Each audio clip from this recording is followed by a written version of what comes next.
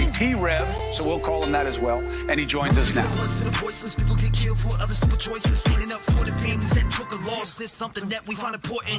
Rep clean, strong, chest up. Little homie, keep your head up. You can be whatever you want. Get rid of the fake and it will lead up. All my life I strive for greatness. I'm manifesting my time with patience. People try to copy us, but respect is earned. It's not an obligation. I love the fam and they love me back, and that's why I always have it back. So I give a voice to those people who were never given a chance for them slimy cats. When you come here, you ain't a number to me. I really take time to read what I see. Don't forget to lock your doors, cause there's danger all up in these streets. Y'all really put life into the air that I breathe. I really am thankful for all of my peeps. What is going on, ladies and gentlemen? Welcome to the first ever.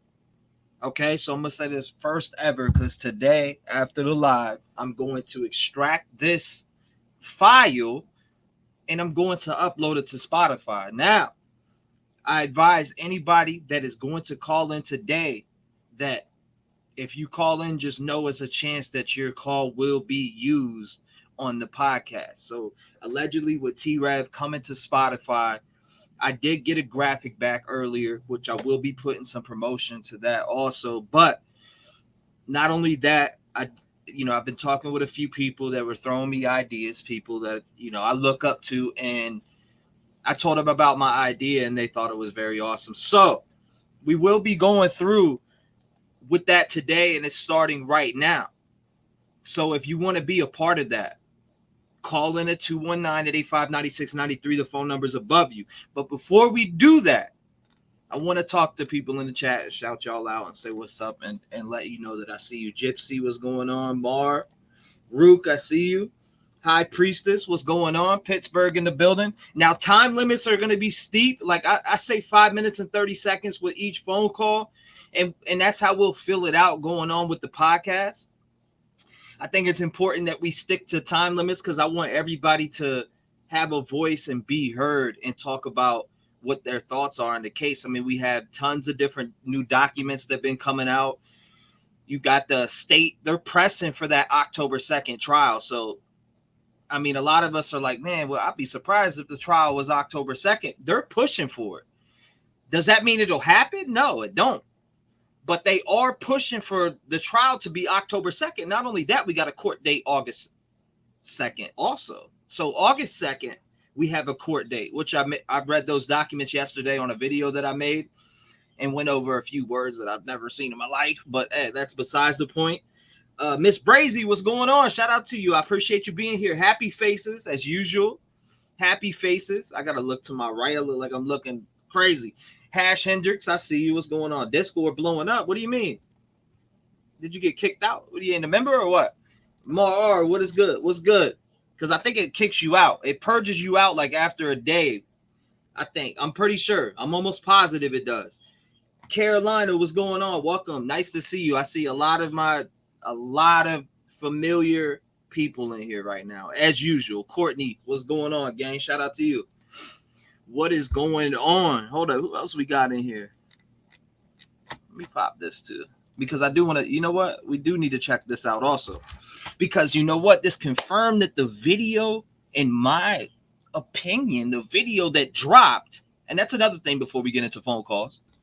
We do need to watch this because JLR got boots to ground. He went out there and he checked the camera. So I think that the camera is legit. Now, did it take place on that date? Was that time and that, or the timestamp and the date on the camera, was that legit? That's what I want to know. I see y'all going crazy. Damn, Lollipop, I appreciate you. Thank you. Shout out to Lollipop for showing love. I appreciate that, Lollipop. Thank you, thank you, thank you. And let me open this up because we're slacking right now. All right, here we go. Spotify. Why do I got Spotify open? Thank you, though. I appreciate you. Blank says, here we go. Okay, so again, I got to let you know this. If you're calling in today, the chances of your call being put on the podcast that I'm going to be uploading to Spotify is very high because I'm going to be taking a lot of that. I mean, I'm capping it maybe at an hour. And I'm talking straight phone calls. That's what the podcast is going to be. So I got to go through and edit and do all that stuff. But if you're going to be a part of the podcast, Just know if you're calling in, you're probably going to be a part of it. Tammy, what's going on? Though, thank you, Lollipop. I appreciate you. Tammy Fletcher in the building. Patty, I got to know. Granny in the building. Shout out to Grandma, you know. Where's Grandma Patty also? Grandma Patty, where you at? CKI says, I will be in and out. Gonna try to listen and get some work done on my computer. Shout out to you. Get your work done, girl. You got to do what you got to do. Julie says, glad I woke up from a nap and checked YouTube.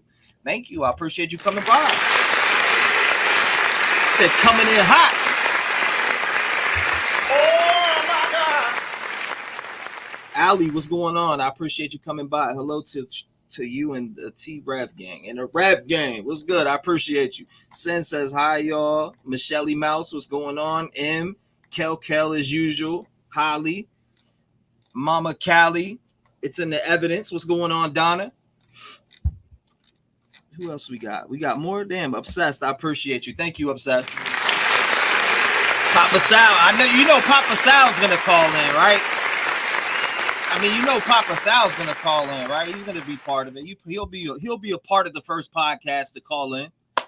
Make sure you guys do me one favor: smash the like button, share this on whatever platform you use the most, and that's it. That's all I ask. Like button, and obviously you can't, talk without being subscribed. So there's probably some onlookers, but it is what it is. Thank you. Obsessed for Disneyland T, insisting on justice or one truth at a time. Yeah, in this case is important that we frontline because for the fact of what a lot of other channels are doing, which is nasty work in my opinion, but it is what it is. Gang's all here. What's going on? Dag burn. I'm just playing. That's funny. Hello. Just a few faves. Pat Gordon, I see you. Who else we got in here? Jackie says, I don't know. I'm not sure they have enough to convict Bryan. This case is making me nuts. Call in. Well, I want to hear about it. I don't care what side you're on. You can be on the left, the right, the middle, the left towards the middle, the right towards the middle. I don't care what side of the case you're on. You call in, you get 5 minutes and 30 seconds, and it's going on Spotify. This is raw and uncut. The only thing that's going to be edited is the shit I'm talking right now. That's about it. What's going on, Jeff? Shout out to Jeff. I appreciate you coming by, brother. All the familiar faces. I love y'all. Salvatore. Say, give it up one time for Sal in the chat, man. Give it up one time for that man right there. I'm going to send somebody to pick your ass up, Papa Sal. Heather says, what's up, Trev and family? How's everybody's day? We're doing good. How about yourself? I mean, I'm doing good. Hopefully everybody else is too. Now, I appreciate you coming by, Heather. M. Barbosa says, hi, everyone. Trev, how goes it? Man, good to see you. Thank you for your content. Always. Thank you for coming by. Always. Brooklyn in the building. Shout out to Brooklyn, too. Shout out to Brooklyn. Shout out to Brooklyn. Shout out to Brooklyn, I got to give you a special shout out from Brooklyn, Papa Sal and the family. I was just playing. BK is a hit 100. Once they got him, or you said once they hit him with the death penalty, the evidence is crazy, says IMS. Or like my status, my bad. LMS. Donna says, I am so glad to be back. I wasn't missing. I stayed at the hospital with my son since Saturday. I missed this. Well, I want to say my prayers and my heart goes out to whatever's going on. I don't know what's going on, but chat, just make sure you show Donna some love and whatever situation you are going through right now. Just put your faith, or just have strong faith in general. I don't know if you believe in God, and I don't push any religion or anything on anybody here, but my prayers are with you. I'll put it that way. So let's jump into this because I want to get to this video footage, and I'm looking at chat, by the way, but I want to jump into this footage that dropped because I think it's legit after he went here and look and check it out. I am out jump into it. Of the condo apartment complex, Linda Lane, Moscow, Idaho. Thank you, Miss Brazy. Well, I am covering the Moscow, Idaho Bryan Kohberger case. And recently, we've seen some surveillance footage that has been put out And some people are saying it's true, and some people are saying it's not true. But footage came out where it showed between the hours of 4 and 4:30 p.m. where it showed headlights and cars, and people are saying that was the timeline around when the murders happened at the Moscow, Idaho home, 1122 King Road home. And people are wondering, is that legit or not? And I'm here to look into the matter because I think I found where this surveillance footage could possibly be. But the question is, has it been altered, faked, or doctored at all? Is it real or is it legit? And that's what I'm here to look at. I'm going to give you guys a perspective on what this place is and that footage of where I think it is. Also, it's at a different direction that most of us thought.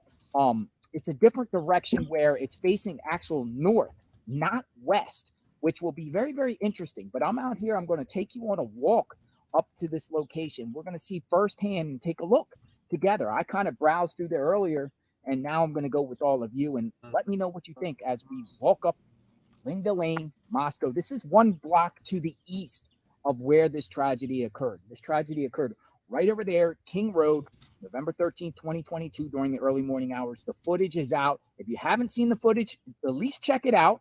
And, I don't know if it's legit or not. I don't know the source or the origin. I don't know the authenticity of this footage, but it's out there. And now that it's out there, it's raising a lot of reasonable doubt on who possibly did this, because people are saying, well, there was other people around that house at the same time. There was other vehicles. Yeah. Could there be accomplices? That's Could true. it not be Bryan Kohberger? And it shows a vehicle doing like some sort of turns, headlights, but it's hard to see. It's grainy. So we're going to go take a look together and go see what's up.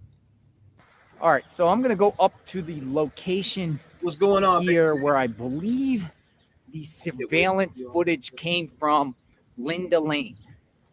And I want to...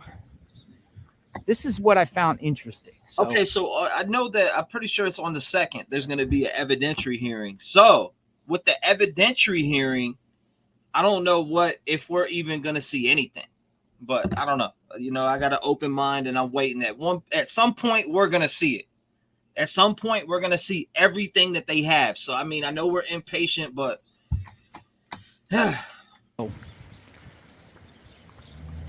Welcome, June. Thank you for I honestly believe that security camera came right here. Truth and just matters.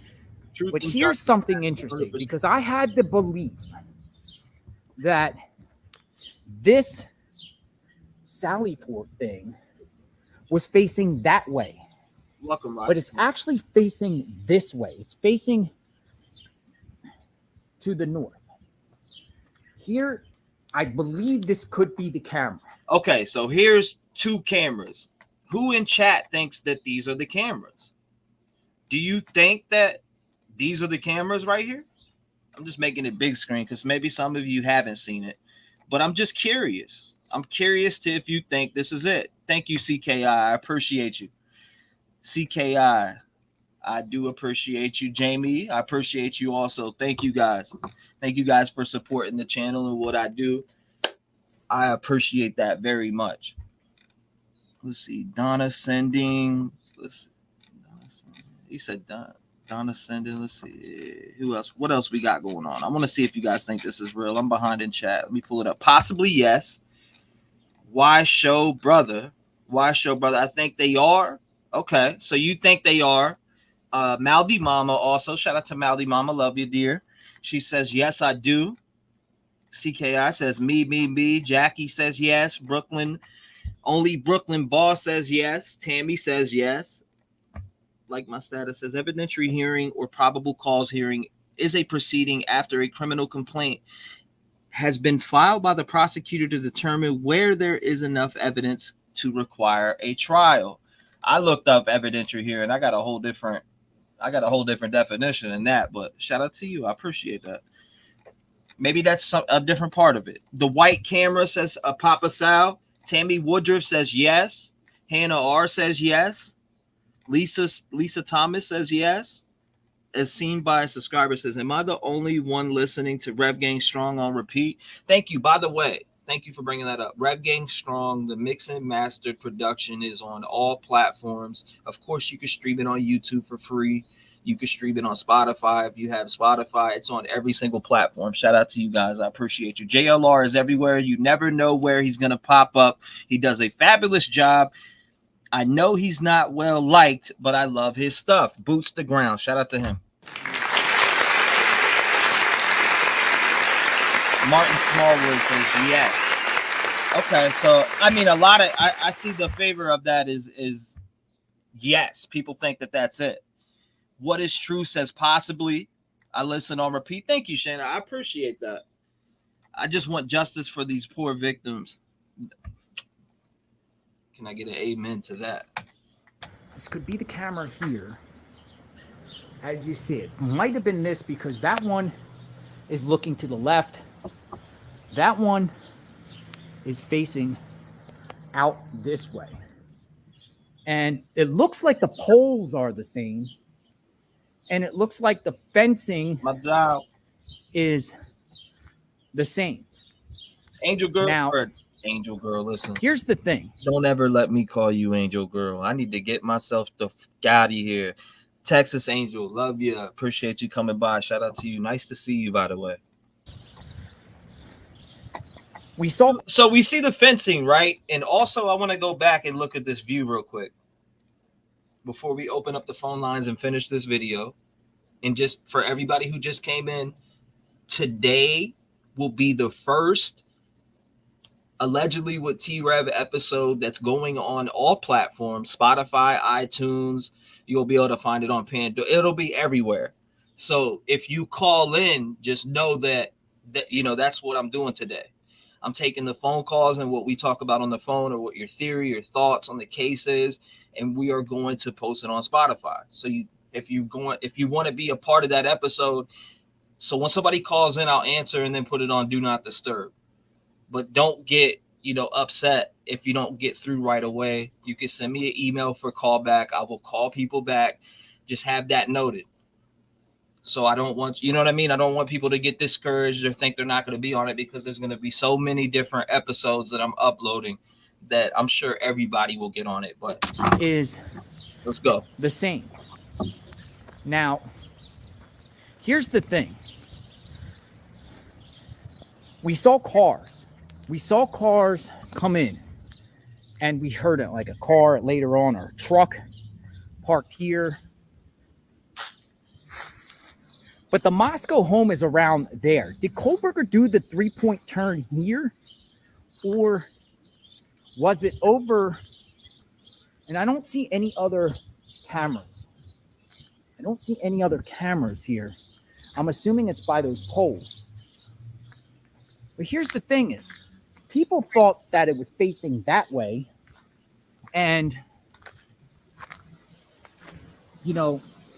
that other side. Okay, so this right here, this spot specifically that we're looking at right here would be where allegedly the vehicle went around 3 times, correct?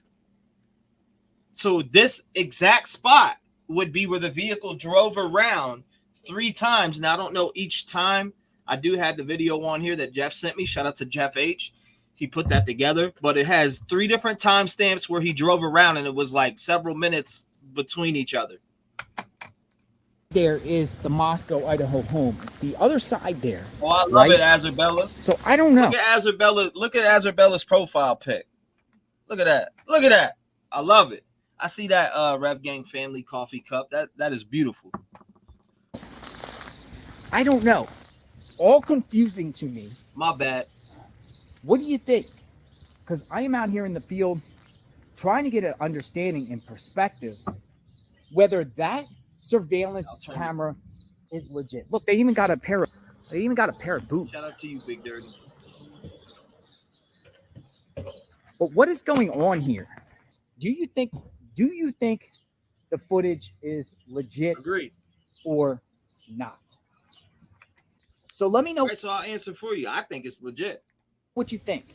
Is this Linda Lane footage legit or not? I think so. Facing right there. Did Kohberger do the 3-point turn there? What about that vehicle? What's going on here, people? JLR investigates. I am out. in the field. Yes, I think it is. I think it is part of that. And also make sure you call in. I open the lines right about. Hold on, let me pull this back too because that's actually a good spot. If you want to call in, make sure you call in. I'm opening the lines right now. 219-885-9693. Do know that this is going to be a part of the Allegedly with T-REV podcast on all platforms. Forsakes a lot. You said forsakes a lot. Okay, yeah, it's open. I did take it off. Do not disturb. So you're good to call in. Time clock is on here. 5 minutes and 30 seconds for everyone who calls in. What is your thoughts completely on the cases? And try to put your time wisely. 623, what's going on? You're live. What is your thoughts? Can you hear me?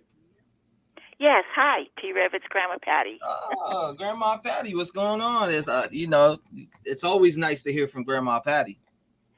Yes, and listen, I do agree that I saw this video yesterday on JLR, and I said, oh my God, that video that Jeff H. sent in, I believe it's true. I believe it's real, and I think it's that camera that you showed a little earlier.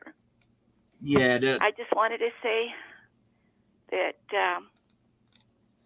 all this to me is confirming what I believe on BK. And just to say hi to everybody, I guess. Well, I appreciate you, Grandma Patty, and I seen you join the Century finally. Yes, I did. But I'm still going to call you on my landline because for some reason my phone is acting up, or I don't know how to use it just yet. But I just want you to know I do tune in. Well, we love you, Grandma Patty. I appreciate you calling in. Okay, love you too. Bye-bye. Bye-bye. Bye-bye. Grandma Patty for calling in and starting it off. 219-885-9693, Grandma Patty. Okay. 331, 339, and 357. Then okay, so I got you. The turns, that's right. The time on the turns. The timing on the turns. 3:31 a.m., 3:39 a.m., 3:57 a.m. Then 4:05, there was a U-turn and 4:07 a.m. Okay, got you. I got you. JLR makes me laugh. I don't know why that didn't come through. Let's see.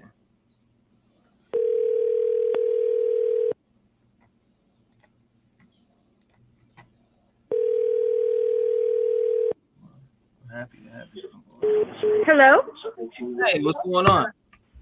I see you called in. Oh, I did. This is Boho. I'm sorry. I hung up because I thought that you had other callers. It's okay. You're good. What's going on? Talk to us. Well, I was watching another a YouTube channel, just scamming through about the whole case and stuff. Right. And somebody had mentioned there is no way that that's the same spot because of the bushes and stuff. Mm-hmm. So I'm like, that was winter time when the video was taken, so we're gonna see more. Now the bushes now, isn't that a goofy comment? I think so. Yeah, those bushes are, as of right now. They aren't there in the winter. So there was somebody saying, well, those bushes, they weren't there, and it would make the car look different. And so anyways, that's all I had to say. It was just something short and stuff. It wasn't a big call. That's why I was gonna put it in Discord, but you called me back. So. Yeah, I seen some. There's a bunch of people calling it, but in general, what's your thoughts right now on the case? As of right now, spill it out. You get 4 minutes. I still think he's guilty as all get out. Until they can show us something different than what we've been shown, the little amount that we do know about, I will still believe that he's guilty, because the whole thing with the sheep the DNA and stuff. I mean, and the conspiracies about it being other people. I mean, hey, the possibility is there. But other than that, I still think he's guilty as all get out. And I'm not really, I don't really understand the legality thing of the back and forth, like with the stay and all. I understand what a stay is and all that, but the back and forth stuff. Mm-hmm. So I really can't comment on that part because I'm not privy to that kind of stuff. But but as far as like, I don't know, because the footage that was dropped shows him going around, or allegedly him going around those Queen Road apartments 3 times. Right. Do you believe that's him? I do, especially with Jeff H. putting up those vehicles, making the whole Elantra thing. That opened my eyes up more to that, because how and I still don't think it has a sunroof. There's some people saying it has a sunroof. No, it doesn't. The ones that does the passes and stuff. I haven't seen it yet. So the only people anyway, that's a sunroof is people who are just fixated on Bryan walking, which is weird in my opinion. Just, if you know what I mean, you're fixated on him walking. How about being fixated on him getting a trial to find out what the evidence is, rather than being fixated on him free Bryan? Exactly. Yeah, I don't know.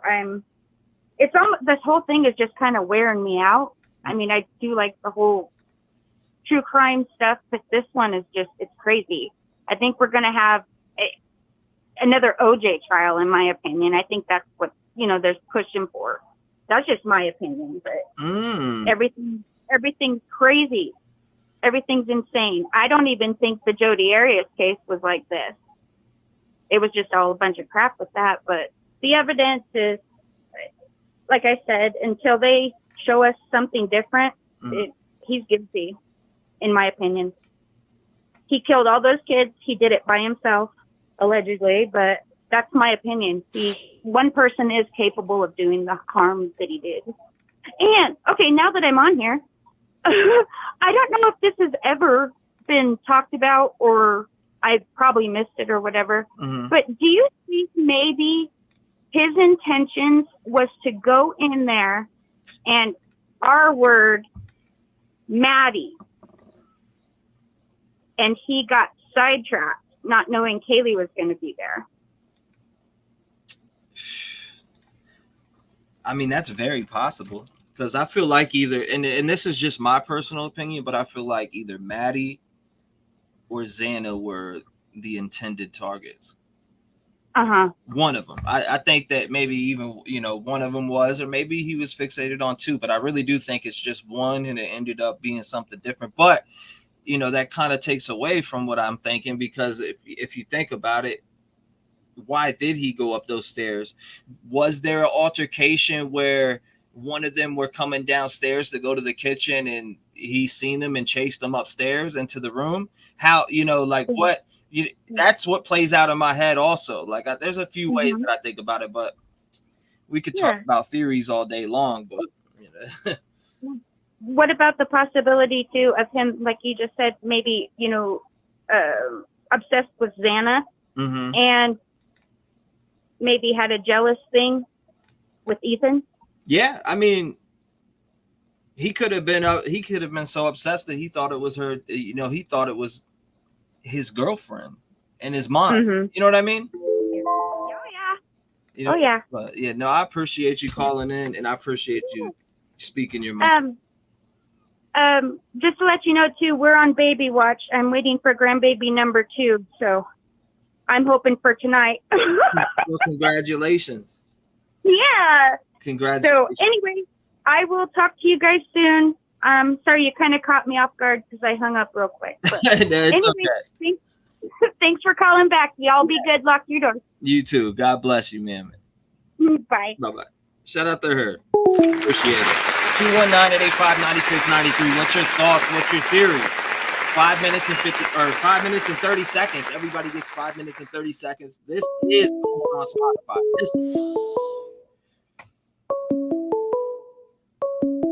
951 was you're live. My brother. What's going on, Papa?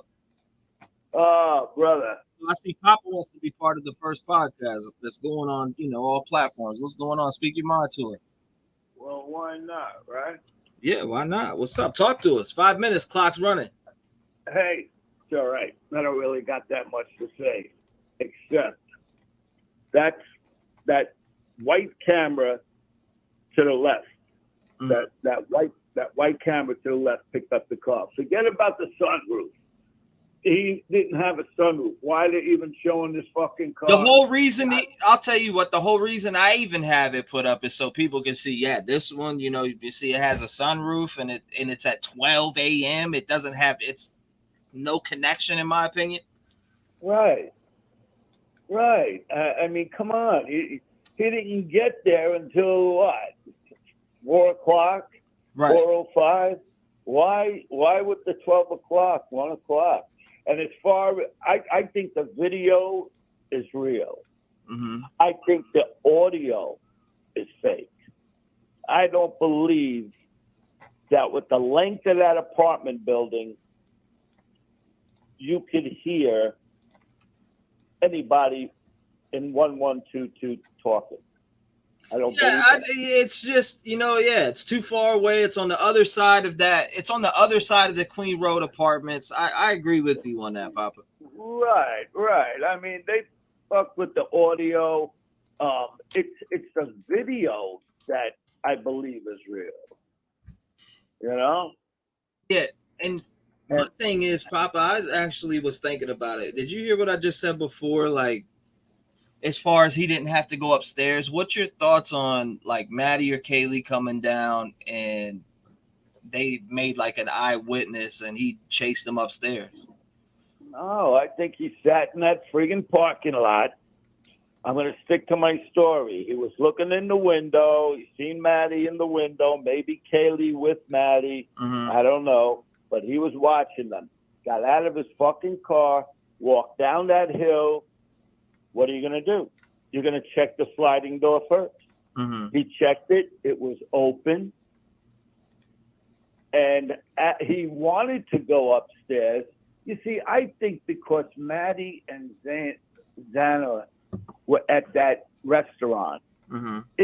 I kind of believe that it might have been both of them he wanted.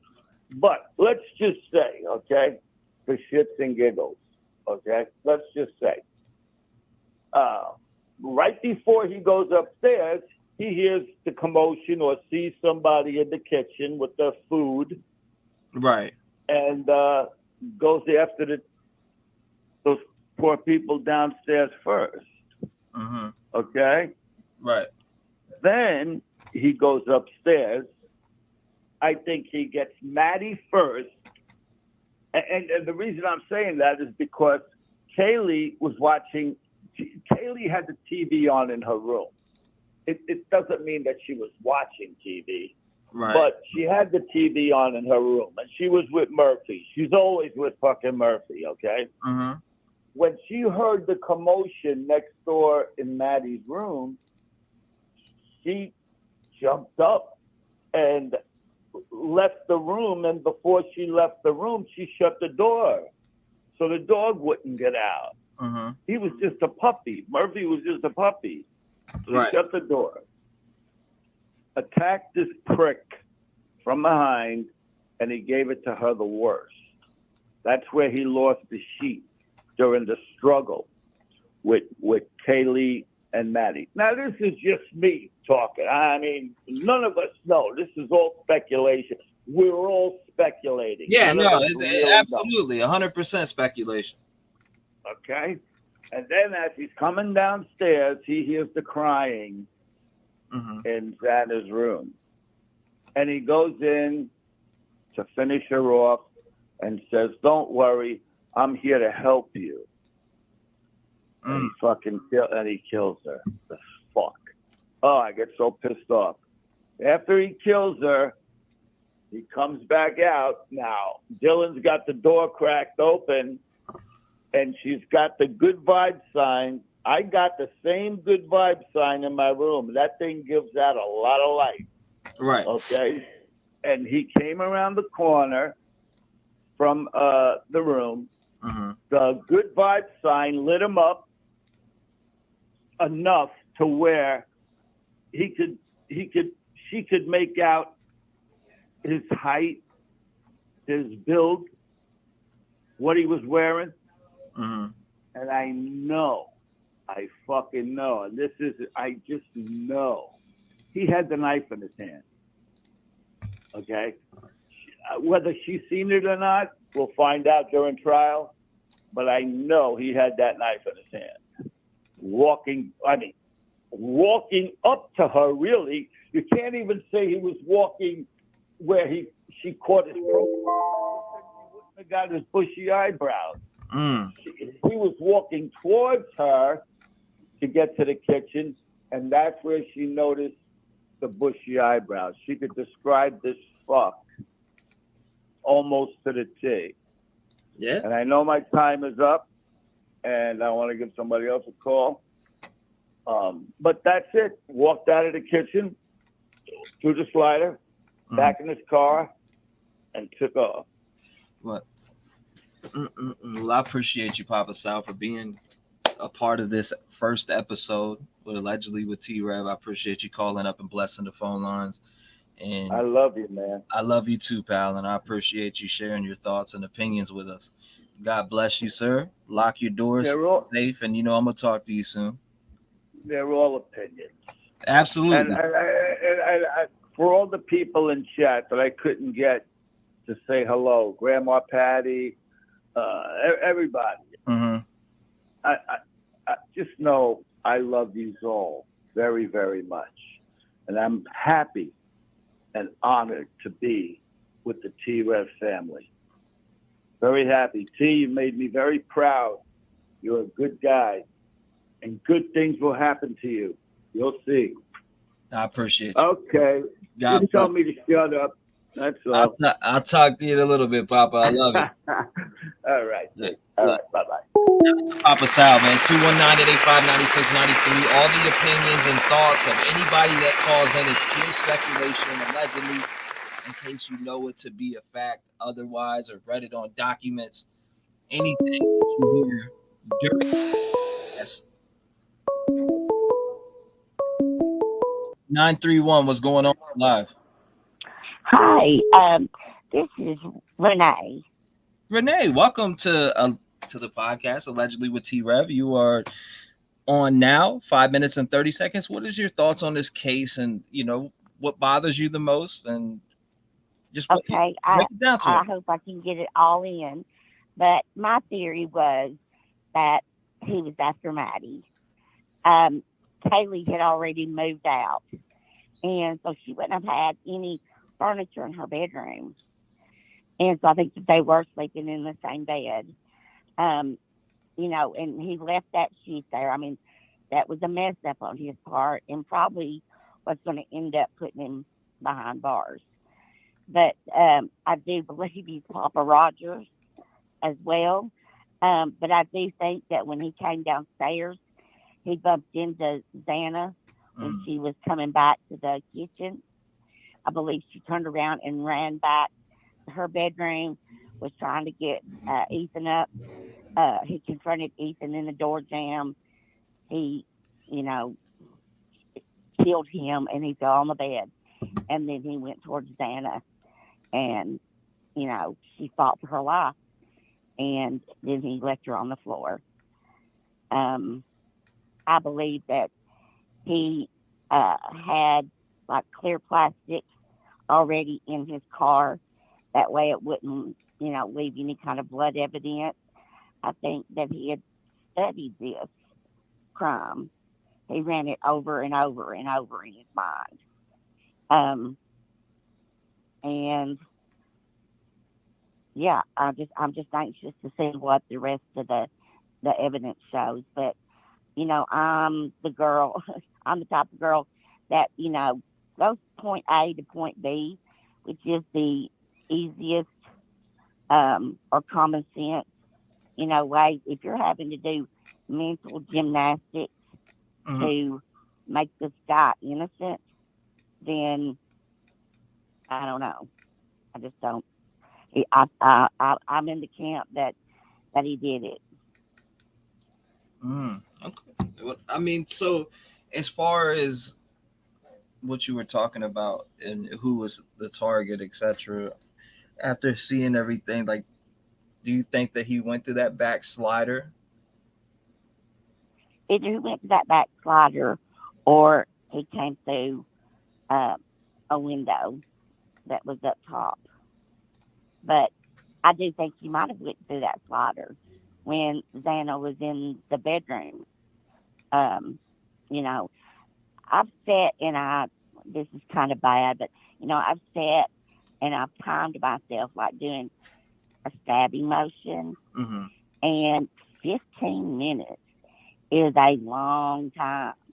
But I think that he went upstairs first. I don't think that he would have had time to start an attack on the second floor, run up the stairs, you know, 2 more attacks, and then out he went. And I do believe that Dylan was able to see him clear enough to where she was focused on his face. I don't think she even saw a knife. I think she might have been scared. I think she was, and that's another thing is I think, you know, all of them was drunk. So that impeded their ability to fight back. It made it easier for him. But, what was I going to say? I think that Dylan just did not see the knife in his hand. And I think that she, you know, was scared when she saw him. And then, you know, I don't know, she's young. When she closed that door again, she could have said, you know, that's just somebody that was here for Ethan, talked herself out of being scared, you know, passed out again. And I could easily see that being 12 o'clock. And I also remember right after this happened that there was a boy, a guy that said he was at the house. He was one of the people that, you know, had heard about it over, I guess, when Ethan's brother heard, or he went over there, and that one of the girls, either Bethany or Dylan, had passed out. He got the phone, and that's when he said, there's an unconscious person. He didn't even know what was going on inside. So I think that's kind of how the miscommunication happened. But I'm anxious to see, you know, what the evidence shows. And I hope we find out soon. I mean, that evidentiary hearing, you know, that kind of has piqued my interest. Absolutely, because what is it about the DNA on the sheath? What is it about? And that's one of my questions in my head. Like, what is that evidentiary hearing about? What are they going to discuss there? Yeah, obviously they're wanting to keep either something out that the state has. But I don't think that they're going to be able to get that sheath out. That sheath is in. Oh, there's my time's up. So I appreciate it. I'll hang up and let other people chime in, but I'm glad I got on your show. Yes, ma'am. God bless you. Thank you for calling up with your thoughts and opinions. I appreciate you. Lock your doors, stay safe, and thank you for being a part of the Allegedly with T-REV podcast. Oh, thank you. God bless, ma'am. Shout out to her. 219-885-9693. What is your theory about the night? What happened? One call, the sheath. On the sheath. Are they going to throw it out? What's going on? 660, you're on the show. What's going on? You're live. Hi, T-REV. How are you? I'm hanging in there. How about yourself? I'm pretty good.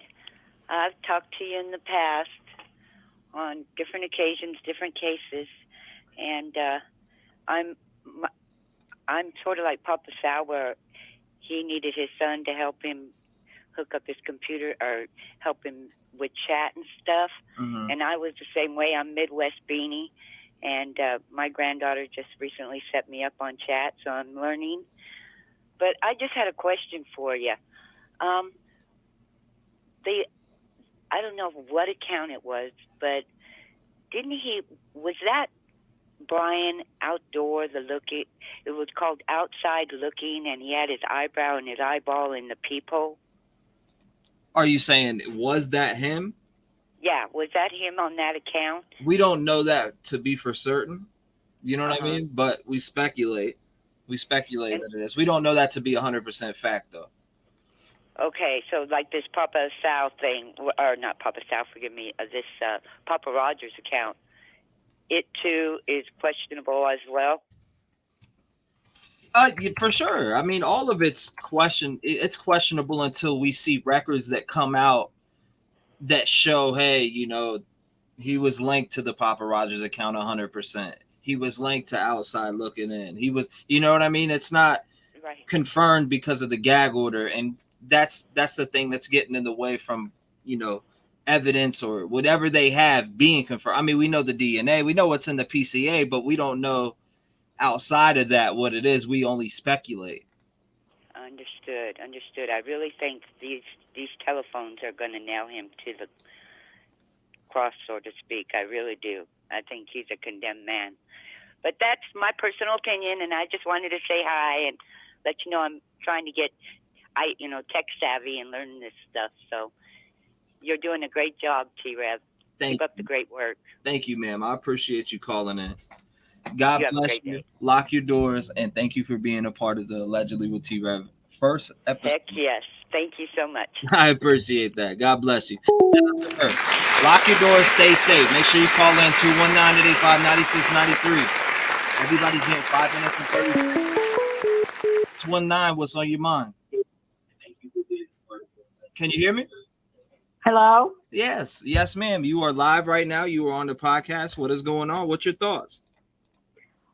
Well, hi, Rev. I called you a long time ago when this first started, but something, most of my questions have been answered. But here's my question. I hope you can help me. Okay. There's a ladder on the side of the house towards one of the deckings. Mm-hmm. And could he have shut the doors, and maybe when those kids called their fraternity friends, one of them got up on that ladder to look in the bedroom to see what was up? Because they haven't moved that ladder. Interesting. I'm not sure. That's a good question, but I don't think, I'm afraid I can't answer that correctly. All right. Well, if you look at the pictures, you'll see that ladder was there when it happened. It's still there today. I know they moved that couch out front, but it would make sense a little bit to me if they had one of the boys come over and it's not like an access you can get doing nothing. But I think one of them maybe crawled up there to take a peek at Maddie's window, and that's when all hell broke loose. Yeah, now that ladder has definitely been a topic. I mean, I email back and forth with people who talk about that ladder. Do you speculate that ladder was used? Not by Kohberger, but by one of the kids. Interesting. By one of the boys they called over, because nobody, the boys are braver. But I think one of them held it. The other one got up there and took a peek in Maddie's window, and that's when they realized what really happened. Interesting. Now, the only thing is, though, is I feel, Jack didn't answer the phone, and it's like we don't know if it never said that he called back or anything like that, which could answer questions. It could say, hey, maybe he was doing something. He looked at his phone and ran over there because he called so many times. Who knows? I'm just speculating myself when I speak about that. But it just said that they called him. Yeah. Okay. After everybody was dead, I'm thinking part of the delay was the college kids climbed up the ladder to see what was in the windows, because Kohberger shut their doors after he was done doing what he did. Yeah, that's interesting. Just a thought. I mean, they haven't moved the ladder. It's always been there. It's a very plausible. When it snowed, you could see the other side had snow and nothing, but there was a little bit of a track mark going to her window, and then some water drips on the other side. But just a thought. I'm thinking one of the college boys looked in there to see why they weren't answering their phone. but I think they got the right guy. I think you're doing a great job. You have tons of followers because you are like us in so many ways. And Papa Sal, I'm 65. I just want to say that I'm glad he comes online when he's a guest and he's looking all sharp because I really enjoy that. Papa Sal's awesome.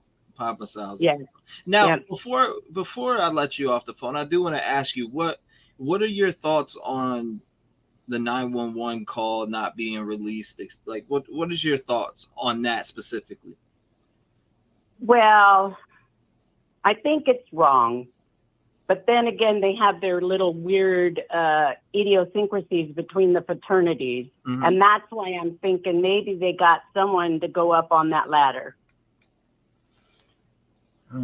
That ladder is heavily discussed, and I wonder if it has anything to do with it. I just feel like if it did, they would have took that ladder and processed it and put it in evidence.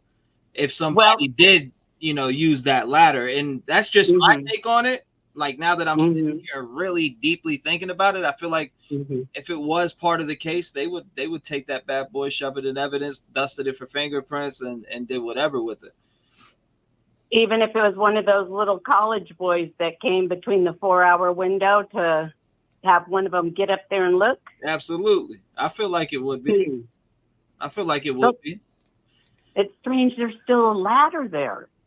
It's interesting. It's still an interesting point that you're making, too. But anyway, yeah. So I can't believe I got through. I'm very happy right now. I just got home. It's 1,000 degrees outside, so I'm enjoying your show, and that still got me boggled. I figured out the knife thing because, he did fish. I used to work in a butcher shop with my dad, and I know the respect knives should get. I mean, I've seen a guy slice his hand just trying to sharpen one. I made knives for buck knives for 20 years. So I know the respect it was. But if he did fish, and you can also go online, there's really only 6 kill spots. Yeah, and usually, I mean, they say, I know it's kind of gross, but if you cut the back of their neck, it severs their spine and they can't talk and then they bleed out. Most of them is from bleeding out, not so much they instantly die either. The armpit, somewhere around there, I Googled it. They have all that stuff on there. But I'm still curious about that ladder because one of them kids may have up in Maddie's window. So, but I don't know. I was glad I got to talk to you. And Papa Sal, you're looking sharp, and everybody have a good day. Well, it looks like Papa Sal may have himself a date. I'm just playing. A date? I'm just kidding. I'm just joking. I was going to say, no. I'm married, but I sure enjoy looking at him. No, Papa Sal is a funny guy. I'm just cutting up with him. I know he's laughing at me right now. Yeah, and then he whips out his pistol. Hold me back. Yeah, right. I appreciate you calling in. I appreciate you being a part of the Allegedly with T-REV first ever episode that's going to be on all platforms. Thank you for being a part of that. And also, yeah, I'm glad to be a part of it and be cool. God bless you, man. Lock your doors. Stay safe. And I hope to hear from you again. Absolutely. Thanks. Bye-bye. Bye-bye. Wonderful call. 219-885-9693. Make sure you call in. There was no snow on November 13th. Make sure you call in. We want to hear your thoughts, your opinions, your theory, whatever it may be. Let's jump into it. Papa, friend, Miss Brazy, Terry Paps, about her dog. So heartbreaking. 740, you're on the show. What's going on? Hey, T-REV, it's Courtney. I'm glad I got through. What's going on, Courtney? Welcome to the Allegedly with T-REV first ever episode that will be on all platforms. I don't know. I could barely hear you. Maybe turn it. I don't know if you could turn it up a little bit. Oh, okay. I'm in my truck, but I'm going to put you on speaker. Can you hear me better now? Oh, yeah, you sound terrific. Okay. I'm not going to speculate on how or what happened or why it happened because that's something that we may never know. But I do want to bring up the defense documents. They're like requesting the kitchen sink, like they wanted body cam footage of the autopsies that aren't there. The state responded like those aren't even existing.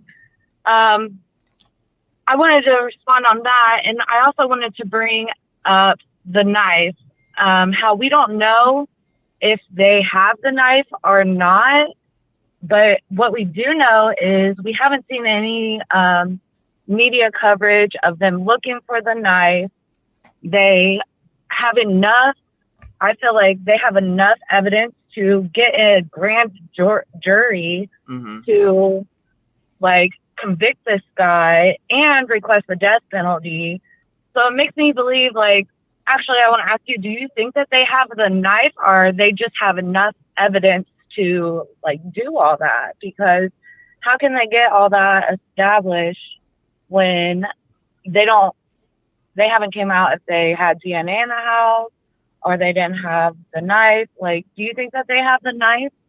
Okay, so that's a great question, and that goes back to that Pennsylvania search warrant that has listed one knife, and then it has a Smith & Wesson pocket knife, etc. I feel like they collected that from him to test to see if they were the knife. Is it the knife? I have no idea, but I feel like they collected those things for a reason, and they processed it for evidence, or maybe even swabbed it with something to see if any of the victims' DNA was on that knife. So personally, do I think they have the knife? I don't know. I'm like 50-50 with it.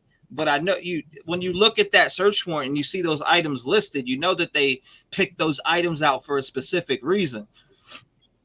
It's just weird that like no media coverage, on the route to his way back to his apartment or wherever he went, that long ass route, like nobody's reported that there was boots on the ground looking for anything. It's just like, I'm just like, oh, I bet that is that number one knife, but that's just me speculating. That's very interesting to bring it up, how you and exactly how you're putting it is very interesting. Now I remember seeing a video where Chief Fry said, we don't have the weapon, but that was before some things occurred. So could they possibly have it? Yeah. And like nobody from that Moscow community or Washington community has came out and said like on media that, oh, they're over here looking for something, because I would imagine that they would have like the dogs and everything looking for something if they were if it was on that route. Also, I wanted to talk about the 911 call. I know that somebody called, like what we are hearing is somebody called from Dylan's phone or one of the roommates' phone. And the reason why I think that it hasn't been released is possibly there's evidence in it. Maybe one of the roommates stated to the person calling 911 what they've seen or heard, and or what they might have that they're like protecting Bethany with all her sealed stuff. They might have mentioned that in the 911 call.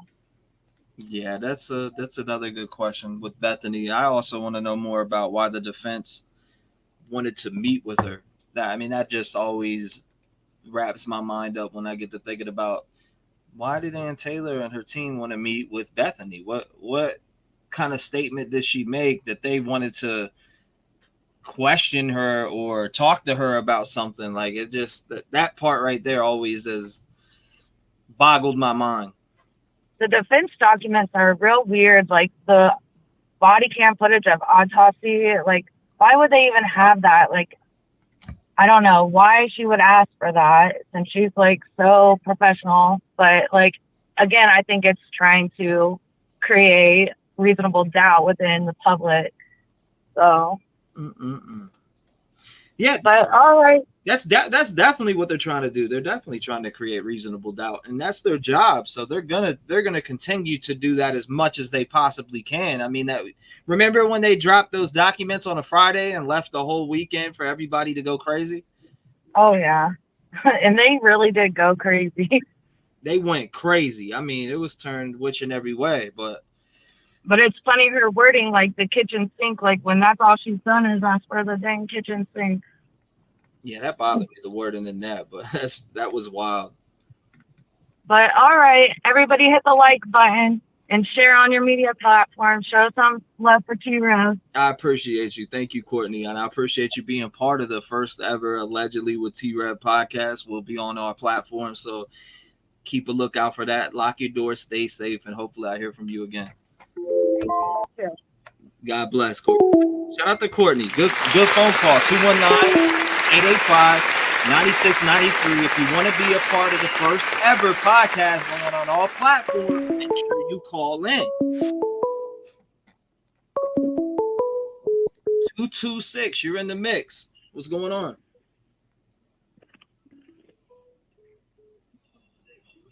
$226, can you hear me? Yes, I hear you. Okay. What's going on? You're live. I'm calling from Canada. My name is Tammy. Tammy, how you doing? And we've been watching you for a while now, and we are interested in the Idaho case. Mm-hmm. We in Canada believe, yes, Bryan Kohberger is involved, but he's not doing it alone. Okay. Also, there's a part in the Linda Lane video at 3:50:39 that somebody else was walking across that wasn't mentioned. Can you educate us on that? I'd love to hear about it if you know.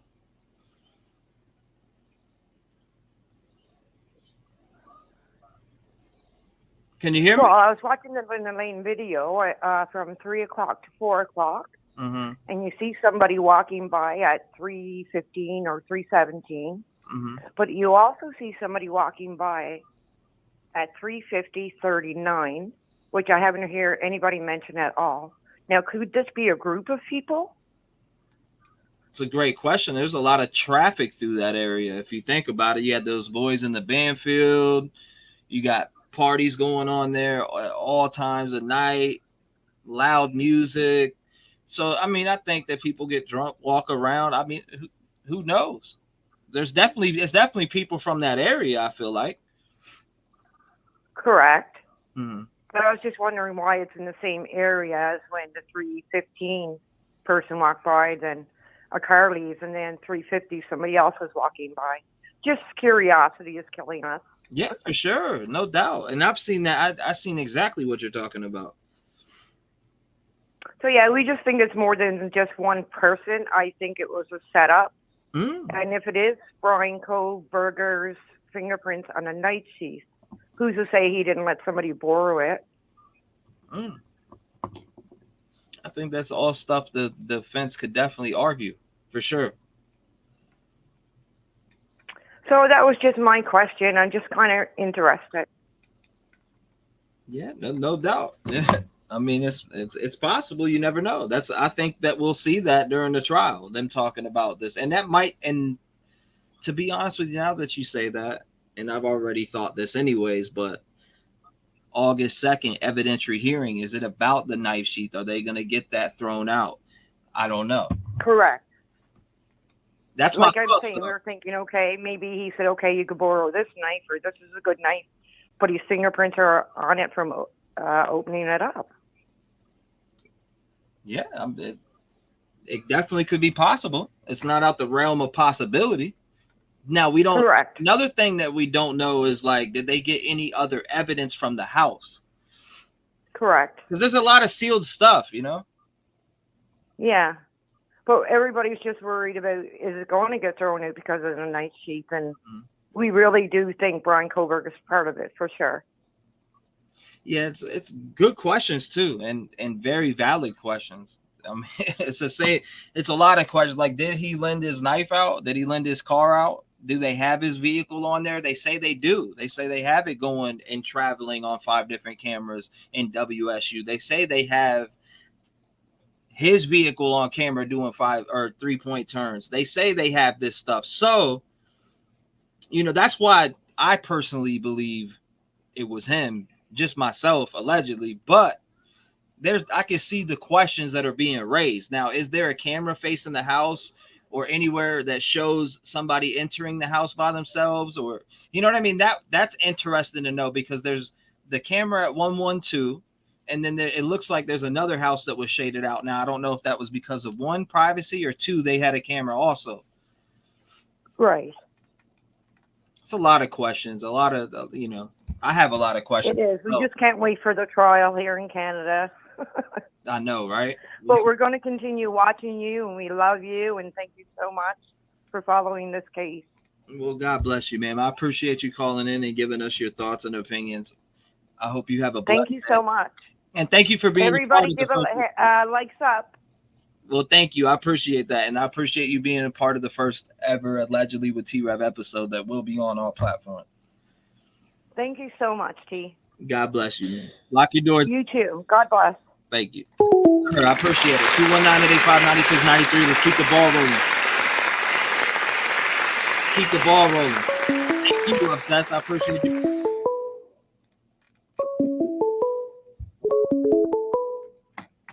Okay. 702. I'm on with you. What's going on? Hi, T-REV. It's Michelle Mouse. Michelle Mouse. What is going on? What's your thoughts? Break it down to us. You know, I have so many speculations that we'd be here all day, and I don't want anybody coming for me. Mm-hmm. Is that how you say it? Yeah. No, I get it. For sure. One thing I really do believe, and I felt really strong about this, is Dylan, I just feel like, of course, and I think everyone says this, there's got to be more to the story. And that's really the strongest opinion I have about everything. Mm. So do you think that this footage... Oh, don't say because that means you're not listening to me and you're reading chat. I know that sound. We're reading chat, but I'm also thinking of something else to get your point of view on. Like, what are your thoughts on this footage that came out with the car doing 3 rounds, like driving around the Queen Road Apartments 3 different times, right, at 3:31, 3:39, and 3:57? I feel like, do you want to know if I think it's legit, or is that what you're asking? Yeah. Okay. I think it is legit, but I feel like the sound, the noises, etc., don't really go with the video. I hope that makes sense. But that's what I'm thinking. I know that sounds a little out there. So, but those are my thoughts about that. I think the video is legit. I really, really do. But I just feel like the noises, the sound, I just feel like that doesn't really go with it. I don't know how that could be related to the Kings Road house because it's so far. But that's just my thoughts. So, what about the 911 call? What's your thoughts on that? People think that this 911 call should have been released a long time ago, and they're catching a lot of slack for it. But what if it holds details of the crime scene, and that's what is talked about during that 911 call?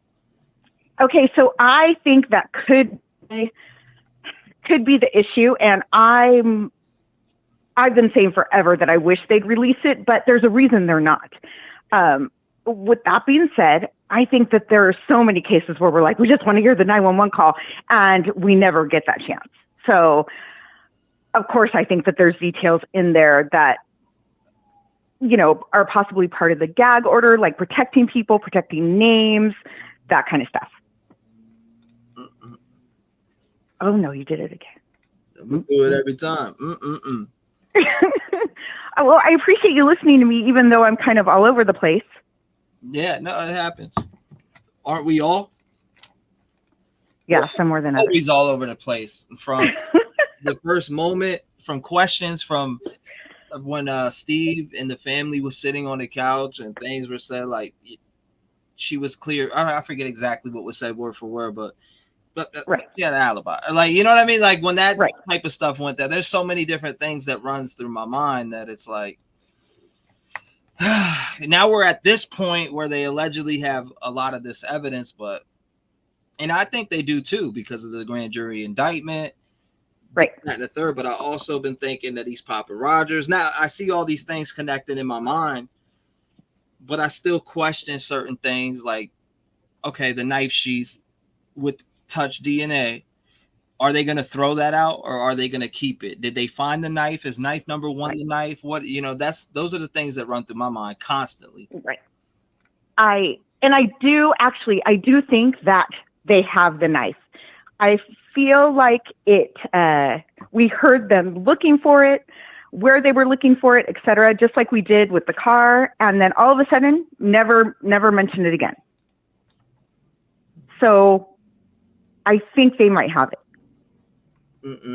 I know that sounds really convincing. Y'all need to calm down and quit jumping on people's comments. I'm people wild in the chat. I see you. But yeah, no doubt, Michelle. Is that all you got? That's all I got, because I don't want people coming for me. I don't have a lot of. Why does it matter what people think? I know. I'm just speculating, though. I guess we all are. Like I said, the thing about Dylan is the only thing I feel really strong about is, of course, there's got to be more. And I realize that's kind of an oxymoron. Like, I feel really strong and I have a strong opinion about there's more. Well, no shit. Like, of course, everybody feels that way, I'm sure. But I think there's got to be a reason that 911 wasn't called. Either they were sleeping or there's just more to the story. Not she got spooked and sat there for 5 hours or whatever the case. I think there's more to that too. Was she drunk? Did she pass out? Was she recount the story from being drunk? What was it? And that's another big question. That's a whole different ball game. Same with Bethany and the whole defense calling her in. That's still I still think about that. My mind spins on repeat thinking about that thought. But hey, I appreciate you calling in, Michelle. Thank you so much for your time, and lock your doors. Yes, lock your doors, stay safe, and I appreciate you being a part of the first episode going on all platforms of Allegedly with T-REV. God bless you. Bye. Lock your doors. Shout out to Michelle Mouse. I appreciate it. 219-885-9693. Make sure you call in. We want to hear from you. You can tell her mom. 772, what's going on? You're live. Hello. Hey, how are you doing? I'm doing pretty good. How are you doing? I am hanging in there. What's your thoughts? What's on your mind? Speak to us. 5 minutes and 30 seconds. The floor is yours. Okay, I got two things I want to talk about. First, I want to thank you again for Todd and his daughter coming up and redoing the Xana Palooza. I felt like that just really cleared my soul. I know it's not about me, but I kind of needed that, and I just really appreciate how beautiful it was, and that it went so nice, and that we got to hear from those folks. And to the other people, I'm not going to talk about that. The second thing I was interested to talk about is, so we got this guy up in New York now, this Long Island killer.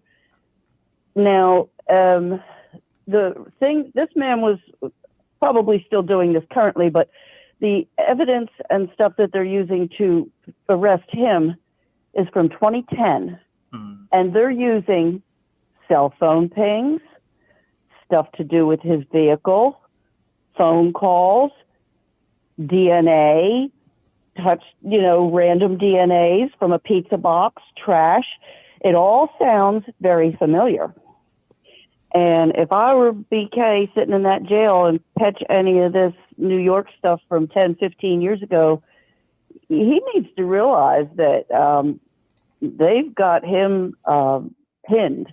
Because if they could get all that from that long ago, using the CAST system, if I'm not mistaken, for the car and the phone stuff, it kind of reinforces that I think, which I've always felt, that he is the one and only killer, and that they got the right person, and that it's not going to be very hard to prove, and that's why the prosecution is kind of resting easy, in my opinion, because they've got it. If you can get stuff from 10, 15 years ago, it's hard now to pull something like this off.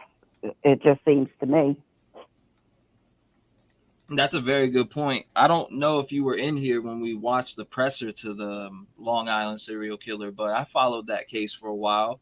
And I also lived right by Gilgo Beach in West Babylon, New York. So I've been there too. But to think, just the way that they caught Rex is, I told people that live, I'm like, you're going to have to look at these phone pings, burner phones, look at the stuff that they were able to track on this guy. I think a lot of that's going to be used in this case. Yeah, it's like standard operating procedure. You know, this is what they do, and they had FBI, locals, states, the same thing. You know, it's really hard to pull off this kind of crap anymore. Now that took them 10, 15 years to catch that guy. They got a hold of BK here in what, a matter of like 30 some days, was it? From November 13th till December 28th or 29th. So, you know, if people are out there pondering this behavior, maybe they ought to think it through a little bit, because I don't think you're going to get away with it. And as far as the video goes, I believe that it is from those cameras. I have no idea if it's his car, another car, or whatever. It is in the PCA that he passed through there three times. So, you know, who else is it? You know, his twin in a twin car. So, right. Is it his twin in a twin car? That's a good. He got like a doppelganger, you know.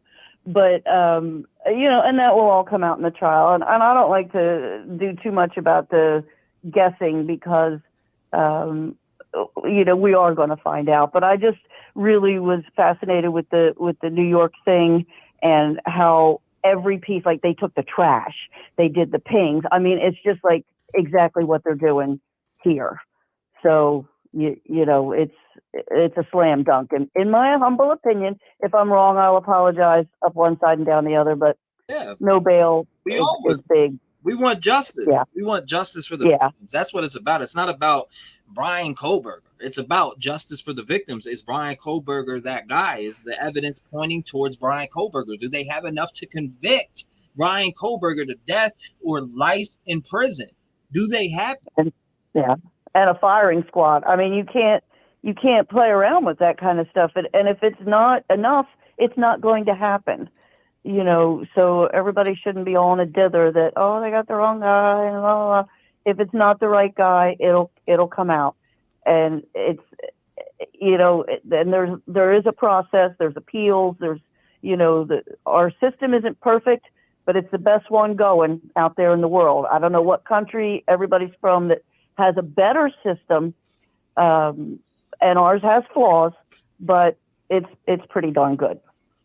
And that was, you ended it right on a perfect note. You ended it right on a perfect note, and I appreciate you for. How about that? Good timing. All right, I'll catch you later. Lock your doors and open your minds. And also, thank you for being a part of the first ever Allegedly with T-REV Rev Gang podcast. I appreciate you. That's pretty cool. Okay. Have a good day. Thank you. Bye. Shout out to her. Shout out to her. Sound like Granny. Was that Granny? 219-885-9693. The phone number is at the top of the screen, at the bottom of your. If you want to be a part of the podcast, this one specifically will be on all platforms.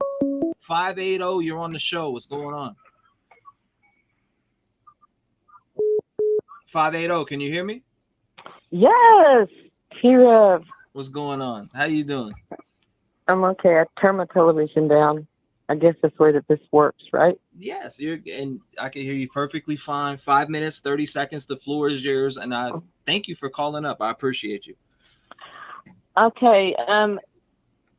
Looking at Kohberger's actions and the car and the pings and the DNA and everything he has, I would say they have a pretty good case. He has a good lawyer, is what he has. He has, and the reason I'm saying this is because I have a best friend that went missing in 2019, and we finally found her car hid 2 miles from her boyfriend's property. Oh, and I hear that. Yes, and we are still, because he has such a good attorney, have to keep everything so quiet. And I think that this is why this is happening with the Kohberger case. You know, attorneys have a lot of strength, and I don't know how this woman works, but I think she's about as intelligent as him. And when you got two people like that working together, it just brings pause to thought. You know, there's never, to me, anything like happenstance. You know, things just don't happen like this, like, you know, where he's at. What is so odd, though, people keep asking is how come there's nothing like blood anywhere? Mm-hmm. You know, now, even with my girlfriend's case and where she was found and what she was wrapped up in, there was nothing, no DNA. So what I'm saying is that everything that they have is real as far as the DNA. If they're saying there's nothing, I believe there's more. There has to be more. And I'll always believe this too, and this will be my last comment. I do believe that Maddie was the target. Because the two girls were supposed to be there. The boyfriend wasn't supposed to be there, and the girlfriend of Maddie wasn't supposed to be there. And he had been targeting them for a while, so he already knew that the girlfriend had moved out. And I think everybody's going to find out that it was one of the two that still remained in the home. Now, the two downstairs that, you know, didn't do what they were supposed to do and passed out and all, you know, I don't have anything to say for that because I don't really know what happened. It's sad that, you know, that you hear that one of them passed out outside and a friend picked the phone up and started talking to a dispatcher. We won't know that until the case comes forward, you know. So I appreciate what you do, and I want to say this to you. You had somebody on the other day that talked about a black box in the car. Mm-hmm. Regina. And tell her she was a blessing for us. Yeah, Regina. Because that black box is going to help us with Rosemary. I wonder if it is going to help because I don't know. Then I forget exactly what it said, but it says something like 700. What was it? 700 hours, or I forget exactly what it was verbatim. But thank you, Jeff, by the way, for letting me know that. But yeah, that's, you know, it had and it's a good visual too, by the way. But yeah, it's perfect, and for somebody like us that's working a case, the car was drove somewhere, and it goes by ignition. Mm-hmm. Turning it on and off, and how far it goes, or if an airbag goes off. So, for us, it was a blessing. Yeah, for sure. It was good to look that up and see because I looked it up. I was like, oh, wow, it does have one, and it is the model of his vehicle. So, will that be used? Did he know that and turn his ignition that many times and to wipe it? What happened? And we'll see. We're gonna see how it plays out. Yes, sir. Yes, sir. But you are wonderful, and I just wanted to reach out and tell you that. So, well, I appreciate you. Thank you so much for the blessing. Thank you, and thank you. Have a blessed night. Thank you for being a part of the first ever Allegedly with T-REV podcast. You definitely have me. God bless you. Thank you so much. God bless you. On it. And lock your doors and stay safe. Definitely. Bye-bye. Bye-bye. Shout out to her. Good call. 219-885-9693. Keep the calls coming in. Shout out to Jeff on this look right here. Now, Jeff made this exactly with the way. If you look at there, you see that video, and then he made it exactly to match with the video. Shout out to Jeff with that. Good visual, Jeff. Love it. 337 sent from heaven. What's going on? Hi, T-REV. It's Delana. Delana, what's going on? Hey. Lord, rap game. Not much. 5 minutes, 30 seconds. Take it and run it. All right. I wanted to go back to August 21st when I know I had called him before. It was one of these occasions on August 21st when BK allegedly had 12 prior visits to that house, okay? Mm-hmm. So on one of those occasions is when he was there at the residence from approximately 10:34 to 11:35, so an hour and 1 minute at night. All of his things were at night or early morning hours. Then he was stopped by the Latah County Sheriff's Department at 11:37, 2 minutes after he left there. So when you look at the paperwork, they request records beginning from originally from 8/21. If you listen to that podcast that we watched, Dateline, the other day, I've watched that show probably maybe 8 or 9 times. I don't know. But it said in there, and I caught it this time, it talks about that 8/21 pullover after he had been pinged at that house. And that there's no body cam. We know it was a seatbelt violation. And then immediately after that, they say that was the first of the occasion, like when he began stalking. And that was the first of the occasion when his phone connected or touched the internet. And remember, on Dateline, they had Gonsalves family on there, and Gonsalves had said that before.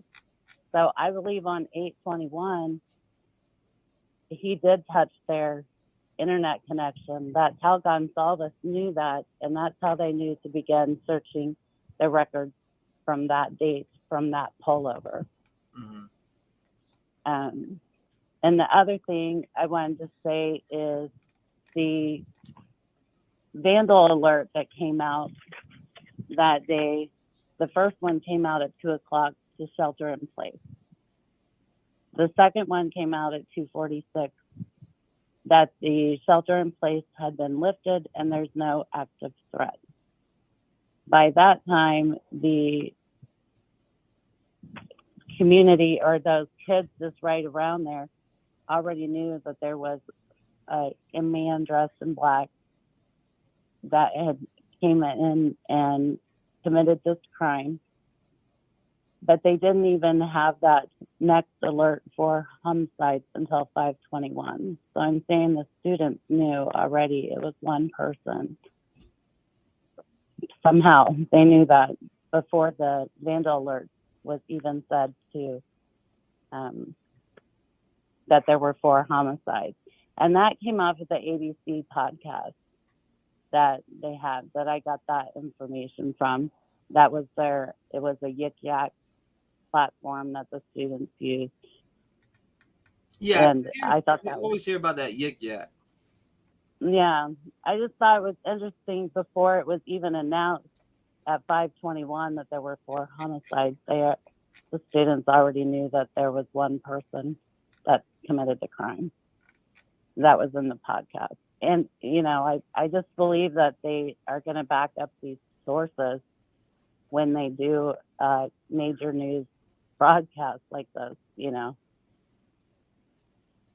So anyway, those were a few of the things that I had thought about. But that 8/21, I just really feel like since that was the date they originally served the warrant for his phone search, 8/21 to, till the crime, that it's because his phone did touch the King House resident at that time, and that's how they knew. And I don't know if they would have been able to narrow that down, but they also had the pullover immediately following leaving their house.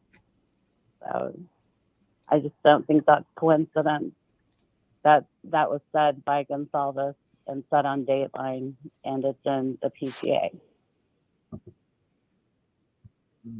That, well, it's not touching the internet, but it said it pinged there for 1 hour and 1 minute. So anyways. This is an interesting video Jeff put together right here. Oh, I don't even have my thing on. You'll see it when and I believe that Linda Lane footage is legit. Is legit all the way around. And even the sounds aren't from the King House. The sounds are from around that apartment complex there. The sounds don't have anything to do with it, but you do hear the university bell in there. And you do hear a horn sequence that was caught at the end of the band build. Same horn sequence. Anyway, so I believe it's legit. Yeah, I think it is too. And I appreciate you being a part of the first Allegedly with T-REV podcast that will be on all platforms. Delana, thank you so much for calling in and being very Absolutely and breaking stuff down for us that you heard. We appreciate you. God bless you. Lock your doors, and I'll be talking to you soon. Bye, Rap Gang. Bye. That's Delana. All right. So throughout each show that I do, being this is the first one, throughout each show that I do, people that email me their phone number, I will be giving people a call back. You know, I may do one every other 3 or 2, or 4 calls, maybe even 2. If you email me your number, I will do callbacks. So the first callback of the show is right now, and I will be doing it. Let's go.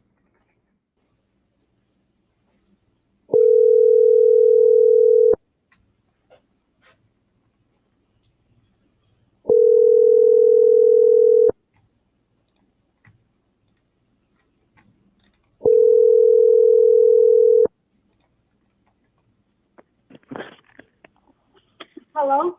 Mama Stormy, I got your email. You're the first call back on the show. And yeah, I did get it. And you are the first one ever. Yes. So 5 minutes, 30 seconds. The floor is yours. What's on your mind? Talk to us. I've been trying to call because I don't understand this bullshit. I don't understand how people don't think that it's him. It's him. It has to be. It doesn't make any sense to me.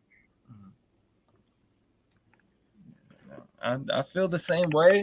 I feel like it, I definitely feel like this is the right guy. I mean, what is showing us otherwise? I just feel like all this I don't know how to put it. Like they don't need to knock this house down. They need to keep this house up, figure out what's going on, because it's just he did it. It doesn't make any sense. Like I don't know. And yeah, he did it all by himself. He had to do it all by himself. I'm all over the place right now because I'm excited you called back. Right. Yeah. No. I appreciate you. Like I said, being part of the first ever Allegedly with T-REV podcast that will be on all platforms, and specifically to be talking about, do you think that this footage is legit? I personally feel like it's legit. I think so. Okay. Even my wife thinks it's legit. Yeah, no, I think the footage is legit too. And this, I don't know if you've seen the footage that's on your screen yet, but my TV is like a little delayed, but it's okay. I see it.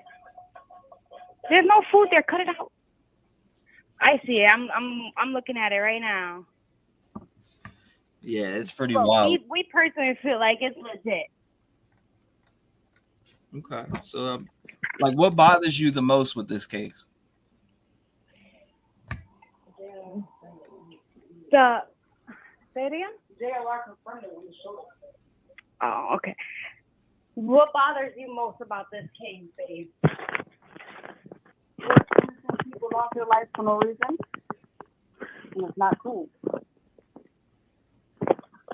She said 4 innocent people lost their life for no reason. It's not cool. Yeah, no, I mean that's exactly what it is. That's why we want to see justice play out. And people are making it now in the community are trying to make this out about Bryan Kohberger. Like, I see more people standing up for Bryan Kohberger than I see standing up for the victims. And that's why I don't understand. Why are you standing up for somebody that killed you? Like, come on now. It's the fact that he's still in jail and he hasn't said anything. That's what fucks me over. Like, come on now. Not even an alibi. So-called innocent. You innocent. Why you haven't said anything yet?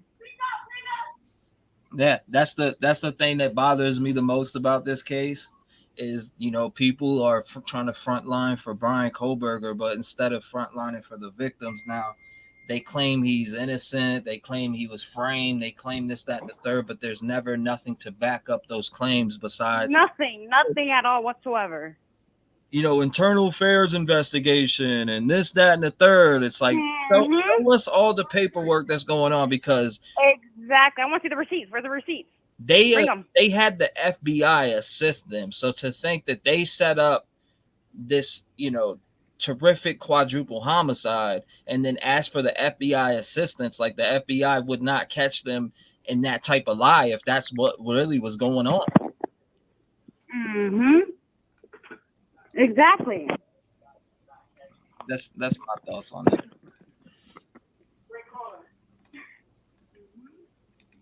Oh, my headphones are not connected. He is gonna fry, Terry says. Christine, this is a like this caller. Shelvin Gyps, that's what it's about. Best of idea. They had that might stop them from going in there. Huh. Are you there still? I can't hear you. Hold on. Can you hear me now? Yeah, I haven't.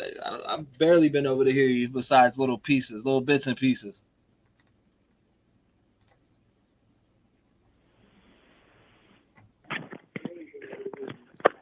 Hello? You there? Oh, yep, I hear you now. My phone is freezing.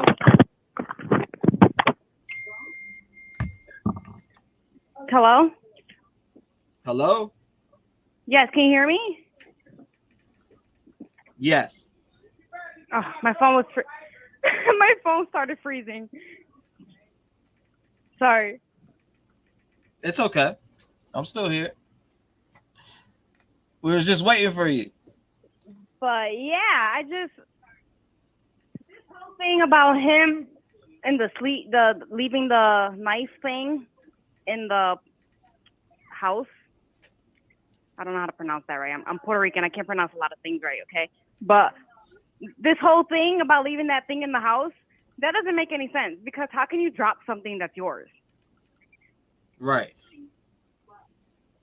How can you drop something that's yours and not know that it fell? So he probably knew that it fell, and that's exactly why he came back that morning. Yeah. He claims an alibi, or co-defendant. Co-defendant stalled. Okay, well, we're reading the same thing. Yeah, I was looking at it. But yeah, no doubt. I appreciate you hitting me up to call call in. I got to keep the time rolling. It has been 5 minutes and 30 seconds. My bad. No, it's all cool. Thanks for calling me back. Yeah, no doubt. I appreciate you reaching out, and thank you for being part of the first ever allegedly with T-REV podcast. God bless you. Thank you. God bless you too. Lock your doors. Yes, lock your doors. Stay safe. 219-885-9693. Make sure you call in.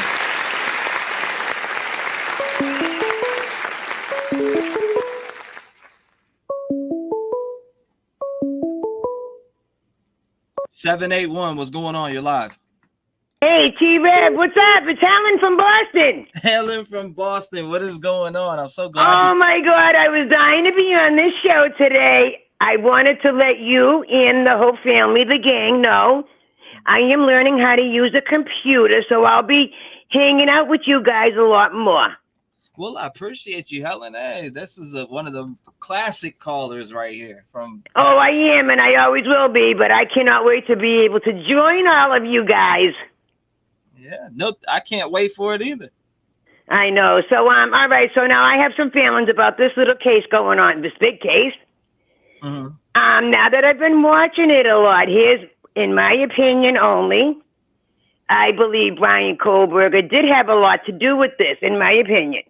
Mm-hmm. In my opinion only, I believe whoever did the crime read what he put down on Facebook, like he was looking for people to, if they, how do you feel about committing a murder or whatever he was asking the people if they could do that for him, right? Answer his questions, remember? Yeah, no, it's very weird, the question. Okay, so I believe that whoever committed this crime got a hold of him, Bryan Kohberger, to ask him if he wanted to see this crime in person. I also believe there's only one motive to this whole thing, right from the beginning. Right. Yeah, that's me, the Texas lady. Yeah. I'm going to tell you, there's only one motive from the beginning, and it was Kaylee slept there that night. And I feel like there was a problem between her and the guy. I'm not going to say his name, but that's the only motive I've seen so far with this whole thing. What do you think? I mean, it's the only motive I could see. Yeah, I mean, I feel like he came across him somewhere, and absolutely. And my thing is that it's Madison or Xana, and then if you think there's another way you could go with it also, which is Kaylee was in from out of town, or it has to be her, Kaylee. Exactly. So I have those are my three thoughts now. So her boyfriend and her were not together. Everybody said they got along good, but who the hell knows that? The dog is okay. I'm just trying to think of more things, Mm-hmm. Nothing fits but that situation, Kaylee. Mm. I mean, I could think of other things, but I don't want to, assume other things like I have. I really have. I've gone down so many, rabbit holes with this. Yeah, you could definitely go down a lot of rabbit holes with it. And we have.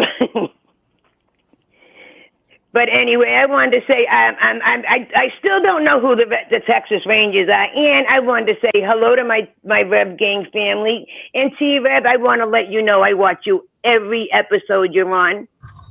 And I appreciate that. And I will always love you in the gang forever, and I'll be joining you all very soon. I love you guys. I love you, T. Have a good day. Thank you for being a part of the first episode going on. Absolutely. Bye-bye, everyone. Thank you, Helen. Who the fuck is the Texas Ranger?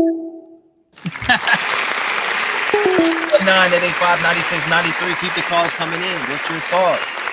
Shout out to Jeff on this video. That car pulled through real slow.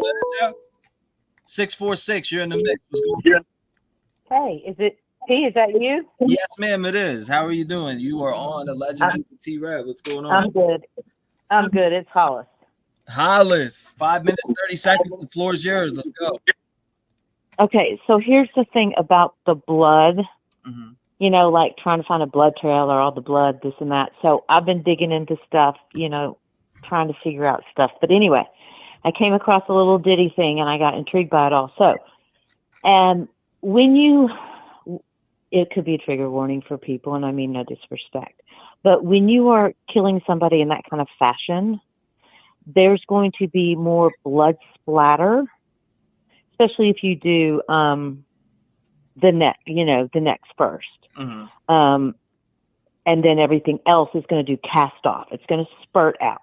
Bottom line, it's going to, but I think people, and I realized this, that I was doing it too. I was thinking, why is there no blood? Well, when a person has just been murdered like that, and then the killer leaves, the dead body sits there, and then they bleed out, and there's this big pool of blood they're in, right? I mean, we all kind of know that.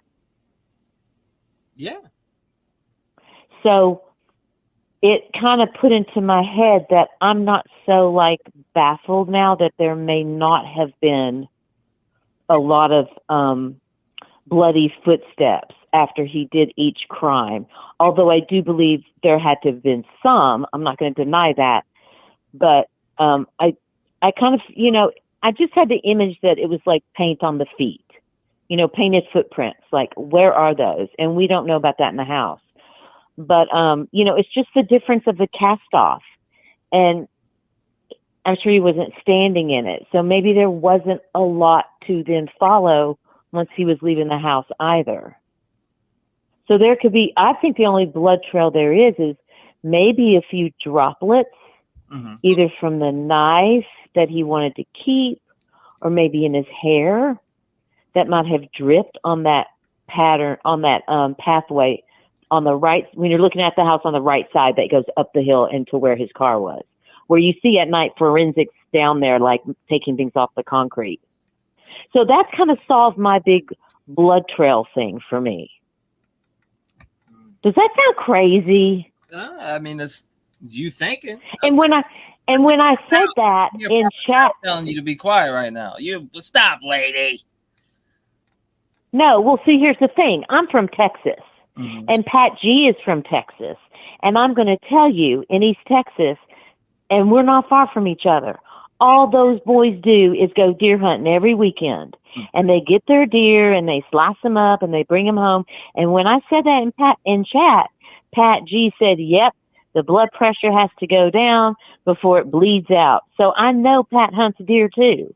I know what Pat's talking about. And when he said that, I said, you know what?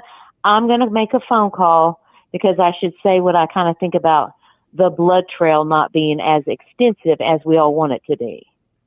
So y'all can say whatever you want. You can say I'm crazy, but down here in Texas, we deer hunt, we kill. They string them up in the trees. They slice them up. Same with chickens. You got to let the stuff bleed out. And I said I didn't mean to be disrespectful and it would be triggering, but I got to get that forensic concept out there. And they will measure the blood splatter and the height of a person of his age. And when he pulls back the knife, they will measure all of that with a person of his stature. There will be a blood expert there, a cast-off forensic blood expert. But yeah, that was just it. But that's okay. They can call me crazy. I'm used to it. I don't care. If I wasn't as crazy, I wouldn't be happy. I'd be bored as shit. I like being crazy. I'm a dingbat. This case needs Dr. Kinsey. That's well, I mean, we all have our own theories. Does that make us crazy? Because there was a trial. I forget which trial I watched. It was so long ago. And they had the blood expert there for the cast-off. You know, and it was huge. And I remember I was just so intrigued by when he was on the stand explaining all of that. And I know there's going to be that, you know, and I know that they're probably going to, you know, that's why there might not be so much blood in his car, especially if he wore little cover booties. That might explain a lot of it. You think so? You think he wore cover booties and protection and stuff like that? I do. I think he wore the Dickies from Walmart with the Dickies, you know, the when you buy a shirt, it has the price tag on it with that annoying plastic thing that you got to cut off. Yes. Or you rip a hole in your shirt. Well, they found that in his where was it? I believe it was in the Pullman, Washington apartment. They found the tag off of a Dickies from Walmart, off of a pair of Dickies, black Dickies, but there were no black Dickies there in his apartment. So where are the black Dickies that he purchased from Walmart? So I think he wore the Dickies. I think he wore the gloves. I think he wore a mask. I think he wore you know, I think he definitely wore a jacket with a hoodie zipped up because it said, you know, like a hoodie type hood, not a like knit cap, or it might be a knit cap. I don't know. But I think that fell off when they struggled with him. And I think that's why they have DNA under their nails with his hair in it. I think this is slam dunk. I mean, it drives me nuts. Oh my God. Well, I mean, honestly, I don't get it. You know, I just don't get it. But anyway, yeah, you know, yeah, I mean, I think he walked through that back door. I think he did what he had to do. And I think he stripped off. I think he had probably a pair of clothes underneath. And he probably wore booties. And you know, if you stand straight and you take everything off and take your hats off and your mask off and your shoes off and undo your Dickies and then, you know, do your gloves and step to the side, you could be barefoot. What if they were taking DNA samples off of the tile floor? But I think he stood in his shower curtain and wrapped. Then when he stepped out of the shower curtain, he wrapped that shower curtain up and walked out. And he's clothed, but maybe barefoot. But he's got the knife still, and he's got blood in his hair. Well, I appreciate. I think he took the knife. I gotta cut it. It's been the time. I appreciate you calling in. I'm gonna keep the call coming, and I appreciate you being a part of the first ever Allegedly with T-REV podcast. All right, get another caller. Get another caller. Bye. God bless you, Hollis. And you were dropping some booms. Well, I can't help it. Lock your doors. Shout out to her. She was dropping some booms in here.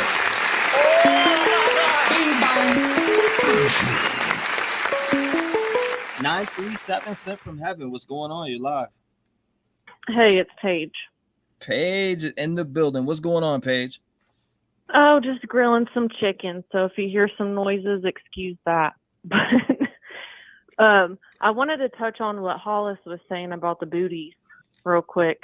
So I had to wear those booties like you see the forensic people wearing when they take them in and out, take them off and on when they're coming in and out of the house and all that. So they're actually like a cotton, like a thick cotton material. They're not like, what I want to say, they're not like plasticky material. They're like a thick cotton, real hard to rip.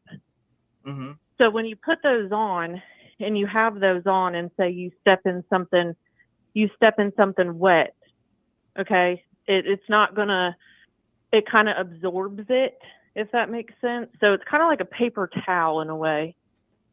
But so if he had covers on like that and he's walking around and they didn't see the latent footprint until the second time processing the house in front of Dylan's door, that really doesn't shock me too much because it was the diamond pattern. So they were able to see what the pattern was, right?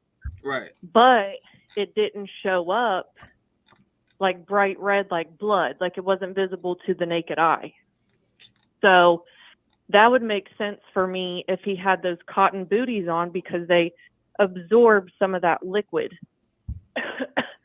And so if he was walking around with those on, you know, from time walking through room to room, he gets a little blood on him, the pattern will end up going through that cotton meshy material and leave an imprint. Okay. Was that my time? No. That's me. Oh, I was about to say, I know that was not no 5 minutes yet. Nah, keep going. You're good. 3 minutes and 28 seconds. But so it would leave an impression, and people got to remember, like the amino that they used for that is for bodily fluids, like even like semen, things like that. So it wouldn't have just been like everybody's ragging on them. How didn't they see it? How didn't they see it? Well, it probably wasn't visible. Like it, you know, when they put the amino on it, then it hit that it had like bodily fluids on it. It doesn't just pick up like blood. So that could explain that.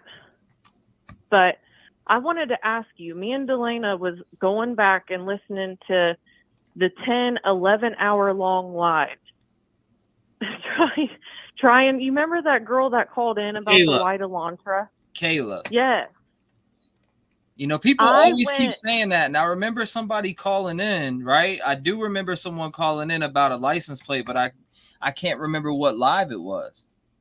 Yeah, she said, because she said, I'm in the Poconos, and I see an Elantra that has Washington plates on it. Mm-hmm. And she was like, should I call that in? And you were like, yeah, absolutely. Everyone in chat was like, yes, call it in. So we were going back today. I even went back to like all the way to the 15th through like the 23rd and was listening. I cannot find that. If anybody remembers like the time frame that she called, I want to get that call. Yeah, we definitely need to find it. That's for sure. Because I can't. Even Jeff has looked for it before.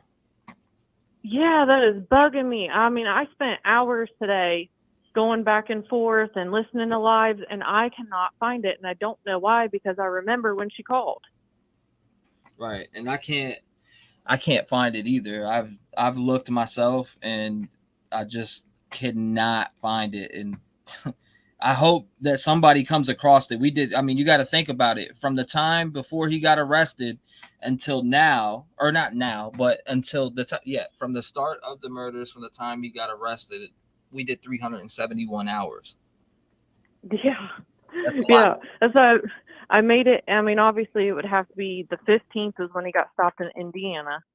So I started at like the 16th and went all the way to the 24th. If it's after that, it might be there. I don't know, but I'm going to find it one way or another. I want to find it also. I mean, I think it's important because her name was Kayla. I remember. Yeah, she posted on Facebook. Yes. After that, we've had some moments on the lives. I mean, we had that one guy call in that people thought were Kohberger, and allegedly the Unhidden Crime podcast had found that guy, this, that, and the third. But there was a lot of wild moments on the podcast during the time that the live podcast, anyways, during the time that BK was free. Yeah.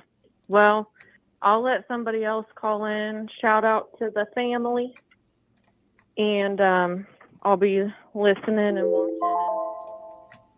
Well, Paige, keeping tabs. I appreciate you being a part of the first ever.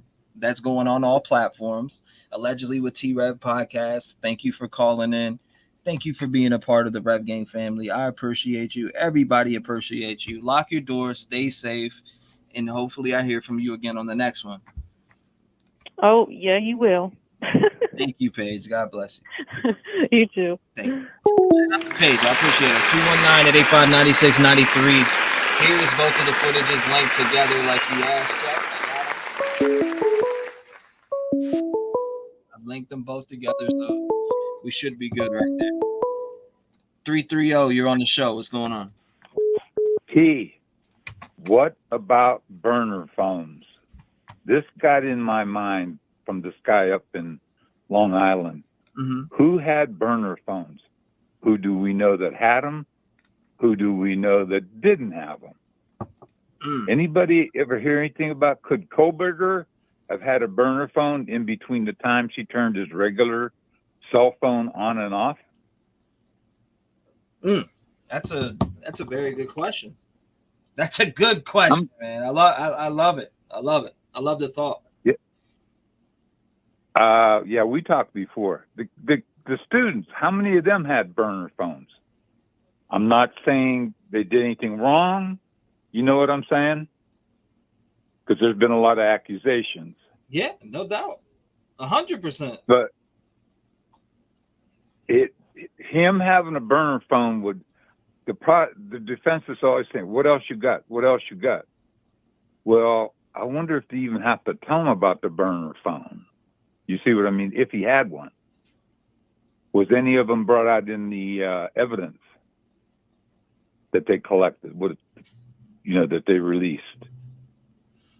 Yeah, I don't think I remember seeing any other phone that wouldn't be his in the evidence that was released or anything on the search warrants. But I mean, is it a possibility? Could they hide that out of the evidence and stash it away? I don't know.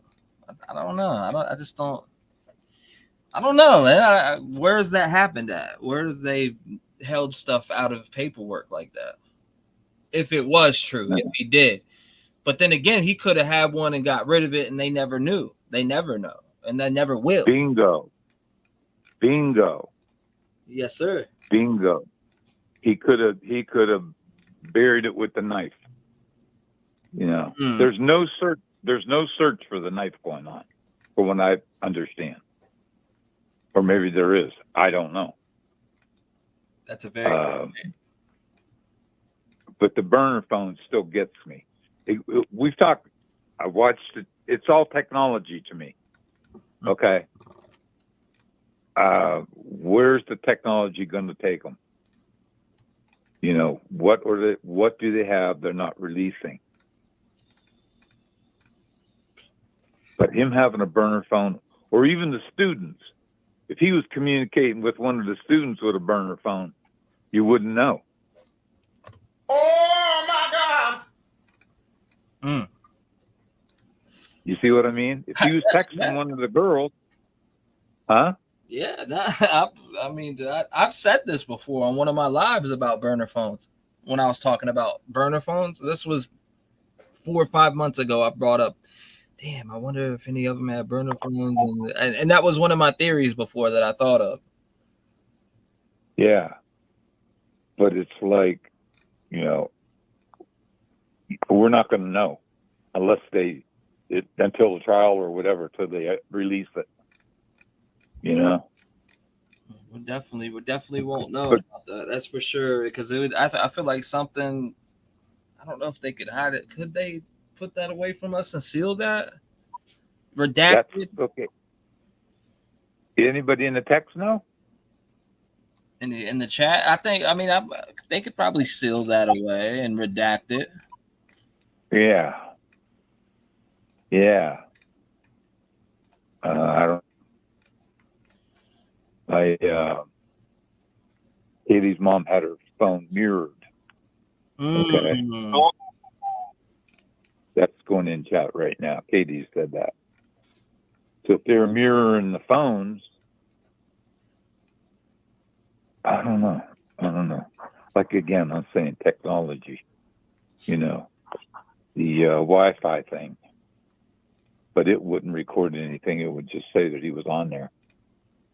So anyway, that's my call, bud. I just, like, every case that's coming up, it's burner phones that they're tracking people and catching them. They had a burner phone, and they somehow figure out like it said, can they ping it? You see what I mean? Yeah, I remember talking to you before. What I forgot. It was Larry, right? No, Paul. Paul, yeah, that's right. I've talked to Paul before multiple times. I've talked. Yeah, in the beginning, he had his game. He had his murder plan laid down, and part of them was the burner phones. Part of it. Now, this is 5 months later. I'm talking to you. Was this part of the plan? Because he was the student. He knew all this. Was this part of it too? That's a good point. Yeah, that's a good point.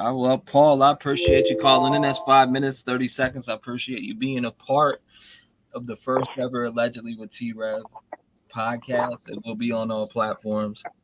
This one specifically, so I'm gonna be extracting it as soon as I get off air and on it. But I appreciate you being part of that, Paul. God bless you, brother, and I hopefully hear from you again. You will see. Thank you. Thank you, my brother. Paul, I appreciate him. 219-885-9693. Make sure you call in. What's your thoughts, your theory? What's on your mind? Love over hate. I appreciate you. Glad to be a part of your day.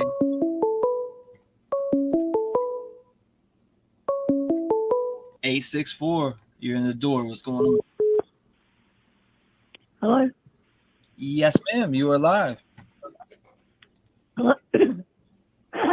Hello? Yes, ma'am. You are live. What's going on? Hi, T-REV. How you doing? 5 minutes, 30 seconds. The floor is yours. Whatever you want to get out, it's your time. Thank you. I have been trying to call you forever. I'm from South Carolina. Shut up. And thank you. I'm a country gal, so proud of that. But anyway. It's okay. My whole thing on this is allegedly my opinion. I really think Dylan has a lot more of info than she's letting out. Oh, my God. I really think she does. And there was people there, I think. Nobody helped him kill him. He knew how that blood, for it not to splatter. He's smart. He's been through all this in school and stuff. And I think he probably did the killing, but I think he had someone drive his car. And I think Bethany knew some, but these girls are holding back. And this is going to end up being so deep till I don't really think it's all going to come out. And I hope and pray to God that he does not walk. My heart goes out to these families. I think you're a wonderful person. You are so patient and so kind with everyone that calls in. And I just think this is a great show. You have some great people that's on here. They're very smart. But he is a very disturbed person. But I really think he did it. That's allegedly my opinion. So now that you said that, though, and you said that you think he did, so you think he has some type of connection maybe with Dylan, or there's just more information from her that's not let out to the public as of right now? They both. I say both. I say she was into drugs big time. her boyfriend. These two were gonna make some. Both of these, if all three of them, why did she go to the door so much? I don't understand. If he killed 4 people, what was 2 more if they didn't know anything? You know, what was 2 more? Yeah, he might have been tired, but they knew something on him, and he knew something on them. He was going to turn, or they were going to turn on him. One of them. I say Dylan is the biggest one. I'm sorry, this is my opinion, and I've always thought this, that she and her boyfriend, I think they're big time into it, big time. And I wouldn't be surprised that if this didn't go as far as going back to some of the fraternities, even the schools. Oh, wow. That's big. Yeah. Yeah. So yours is the only one. Yours is the only one I watch.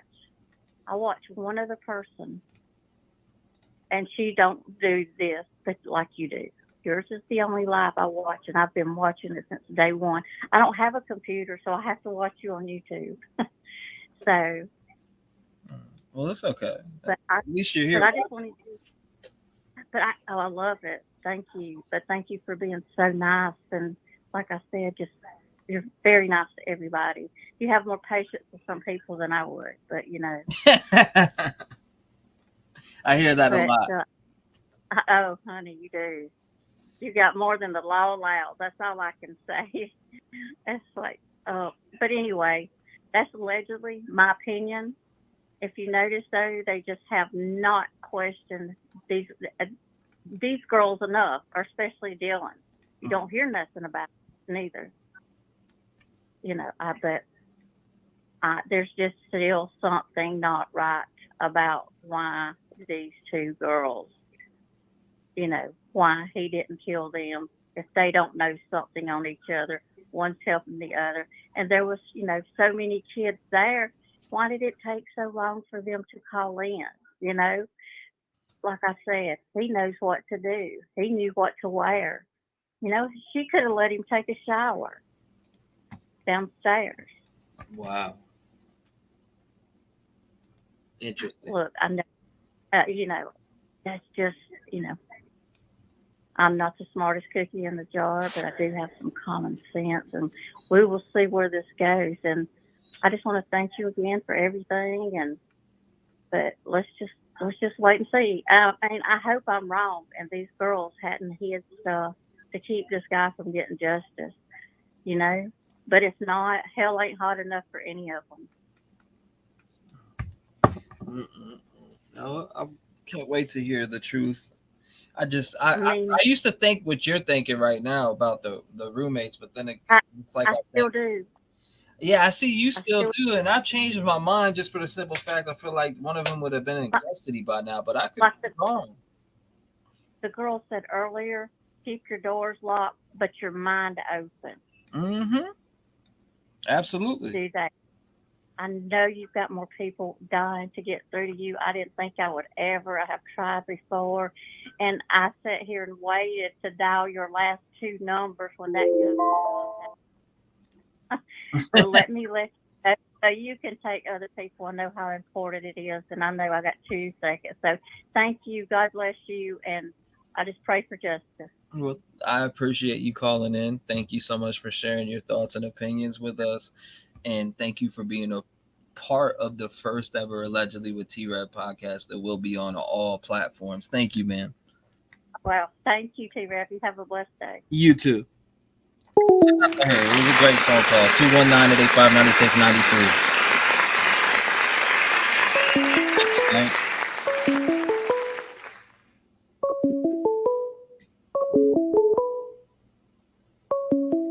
412, what's going on? You're live. Hey, Steve, what's going on? What's going on? Pittsburgh. Yep, Pittsburgh in the building. I hear you. Now, it's 5 minutes, 30 seconds. The floor is yours. I'm going to hit that button and you go. You ready? All right. Let's go. All right. So, number one, I do not think anybody but Bryan Kohberger himself, all by himself, did it. He's too much of an antisocial individual. You can't keep a friend. So if you can't keep a friend, you certainly can't find anybody to murder with you. Then, like I always say about his behavior, but I've always thought he was Papa Rogers. I'm just waiting to find out. Like, I want to hear the police tell me. Because if you tell me he's Papa Rogers, oh, he did the crime, I don't care, whatever, because that Papa Rogers account just had too much stuff in it. As far as like that boot, that shoe, as you're going out the door, I really do believe that he had those booties on, and the booties soaked up the blood, but the shoe print landed anyway. So yeah, they were able to get that. Like, their evidence is adding up so across the T to the point that I've even shut up about the 8 hours. I'm just waiting to find out. Because every time I think they're wrong or they didn't do something, they just come right out and just, here it is, it's all right here. And right now, they're trying to make the defense let go of the stay. We'll tell the judge not to do the stay so they can hurry up and get to court on October 2nd. That got to tell you something. Yeah, I seen that. I was looking at that document earlier. I mean, when you tell, like, the prosecution always try to put things off until they got the whole smack schmob case. I don't know, they came out with that Facebook stuff. They added something else on. The next thing you know, they was like, and we don't want to stay, and we want to do it like this, and we want to do. I was like, well, what in the world did they find? Because that's the last bit of evidence besides the and what was it? The DNA? Was it the DNA that came out? That they gave? Well, it didn't come out to us, but it went to the defense. Mm-hmm. But it's like as soon as that last bit of evidence went to them, prosecution was ready. They ain't taking away no death penalty. They want to go to court, and let's hurry up now. I think Bryan better get on his knees, beg for mercy, and just admit to the crime and tell us what he did, and pray that they don't give him the death penalty. That's all I got for him.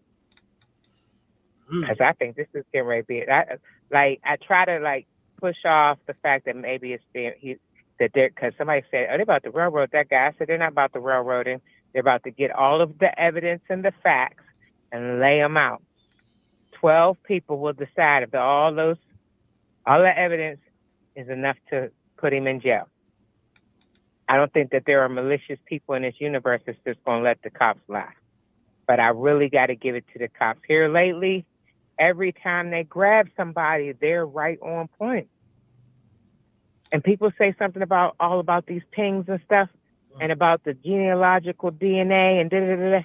Isn't that how they got the Long Island killer? Yeah, that's exactly how they got him. Genealogical DNA, pings and pongs or whatever you want to call them, trilateral cast, everything. Bing bang. Like, it makes no sense that people can look over and see the Long Island killer and say, oh yeah, he killed him. And they look over at Kohberger and be like, oh no, not him. Not that sweet child. Oh no, we can't think. Not that big-eyed, crazy person that just loves all the military and the sister don't like them and the mother cuddles them, the father's trying to get friends for him. Oh no, not him. Oh no, not him. Not him that has knives and guns, several knives, several guns in his house. Oh no, not him. It couldn't be him. You know why? I don't know why. And they don't know why. End of story. Nobody, it's a mystery to me. I heard that once somebody said something about, well, it's because in the beginning they couldn't find anybody, so people get stuck. I said, oh, but you can get unstuck real fast. Now, they're adding on people that just make no sense. Dylan and Bethany, I'm sorry, they're too dingy to be involved in a crime. I said it. Oh, my God. They too dingy. she's 19. The other one's what, 20? Now I can get with them probably. Their stories seem not to add up. Dylan saw a guy dressed in black. I'm beginning to really believe that yes, Bethany did see a naked guy, but she saw him after he got undressed. So the combination, it doesn't change his face, it just changed what he got on. And I really believe that he went in that kitchen, stripped down his clothes, and left out. That's why they keep pointing out bathrooms. And you got to remember, Bethany did say, I didn't hear anything. I just heard running water. Who was running water? That's a good point. You know what I mean? Yeah, that's a good point. That's what they said. That's a good point, Pittsburgh. And I appreciate you calling in. As usual, absolutely. It's been 5 minutes, absolutely. 30 seconds, but I do want to say I appreciate you being a part of the first Allegedly with T-REV podcast. It will be on all platforms, so make sure you look out for that. God bless you. Lock your doors. Stay safe. And I hope you've been doing well, the grandbabies, everybody. Absolutely. All right, now you lock your doors and keep your mind open, okay? Absolutely. All right. God bless. Shout out to her. Very good phone call. Very good phone call. Now, I do want to say this. 219-885-9693. Make sure you call in.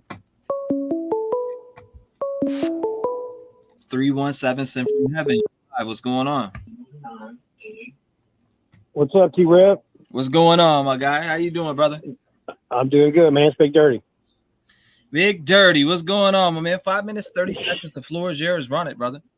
All right, brother, man. Listen, the victim shaming bothers me. All we know is what's on the PCA. So if we look at the PCA and we go with common sense, to me, I think he went to the Mag Greek, saw Maddie. Maddie was target. He went over there, went upstairs, got Maddie. Kaylee may have heard it, may have been in the same bed. Okay, came downstairs. I think it was actually Xana he ran into. Got her. I think Ethan heard what was going on, may have came to the hallway door. And when Dylan heard, it's all right, man, I'm here to help you, I think he was talking to Ethan. Because I don't think he would be man enough to take Ethan on straight up. You know what I'm saying? I think he said that to ease Ethan's, to make him drop his guard a little bit. So, I mean, you know, Dylan being on drugs and this, that, and the other, man, why would they kill the other people if Dylan's the one doing drugs? Right.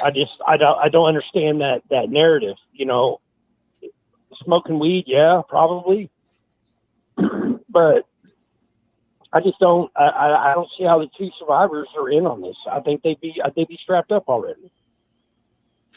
I don't think they'd be running around free if they had anything at all to do with this.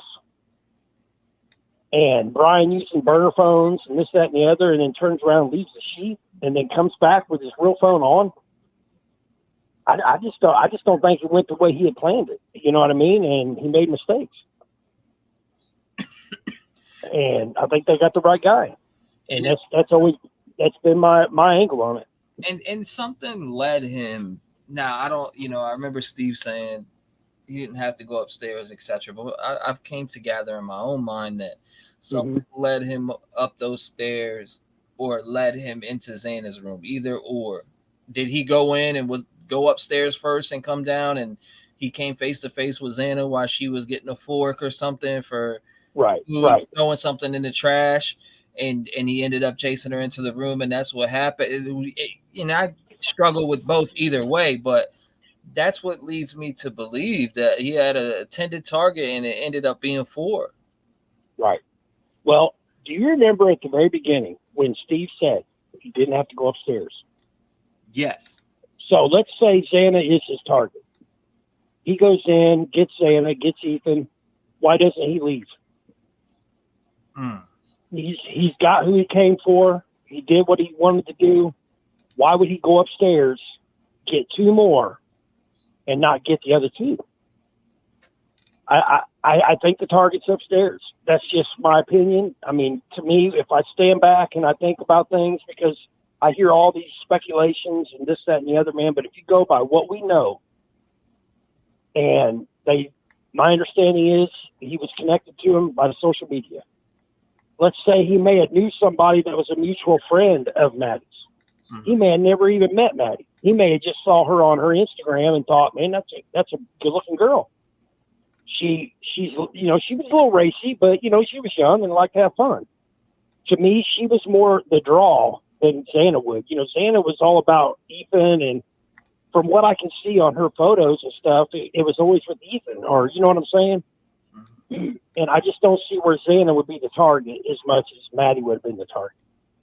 And Kaylee, I don't even know if Maddie knew Kaylee was coming to town that night. It sounded to me like on the interview I heard with her parents that she was going to surprise Maddie and show her car. So I don't even know if Bryan knew Kaylee was in town. But, that's just my take on it, man. I think, and I also think DNA is what's going to get him. I think this is a DNA case. There's no way he went in there and committed these 4 crimes and didn't leave DNA. Yeah, that's what I think too. Yeah, I mean, they said, there was the exact words they said were, this was a hell of a fight. So you get in a hell of a fight and you're not going to touch the person that you're fighting with. Right. You're not going to scratch him. You're not going to hit him. You're not going to pull his hair. You know what I mean? I don't know, man. DNA is going to bust this dude. The phone pings and everything else is just going to be that icing on the cake. But they could go in there right now and say, this is what it is. Because, the grand jury saw it. I mean, look at all this DNA evidence they got on this guy. This is the man. Let's indict him. You know what I'm saying? And now the defense is going to say, okay, I got to find something wrong with the investigation because that's our only chance. Is by, default. This guy wasn't qualified. This guy made a mistake. They didn't prepare this correctly. You know what I'm saying? That's the only way that she's going to get him off. Because I think the evidence is so backed up against him that it's a closed case in my book. I think they got the right guy. But anyway, man, great show, dude. I love being part of the family. And keep doing what you're doing. So one thing before I let you go, I know the timer went off, but yeah, yes or no, do they have enough to convict Bryan Kohberger? Absolutely. They have enough. Big Dirty. That sheath, they're willing to throw that sheath out because they have more. They could say, you know what, take the sheath. Okay, let's take that sheath out of the equation. What about his DNA all over this body? What about his DNA all over this body? The door handles, whatever. I mean, and can I say one thing? Yeah, go ahead. The shower curtain, man, everybody's like, oh man, he took the shower curtain and wrapped himself up in it. And, this, that, and the other. You know why he took that shower curtain?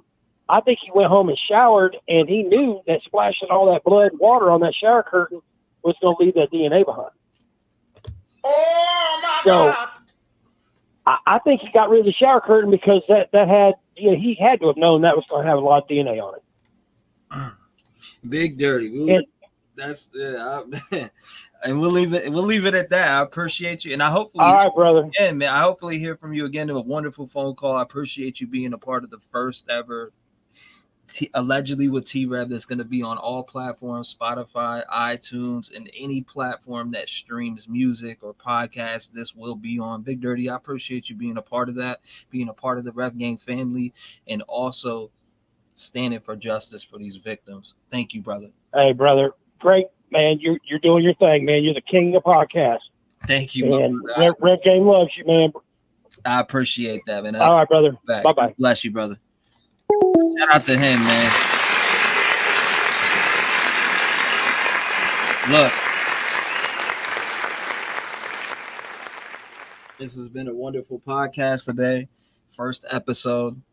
I am going to get off here and work on putting this episode up, getting it right on up there for everybody to listen to on all platforms. I have to do some editing and stuff like that. I do have videos dropping, content dropping, more lives coming, more live podcasts like this coming that we will be recording live. I appreciate that everyone showed up today, Rap Gang family. Even if you're a new subscriber, I appreciate you. Make sure you hit that notification bell.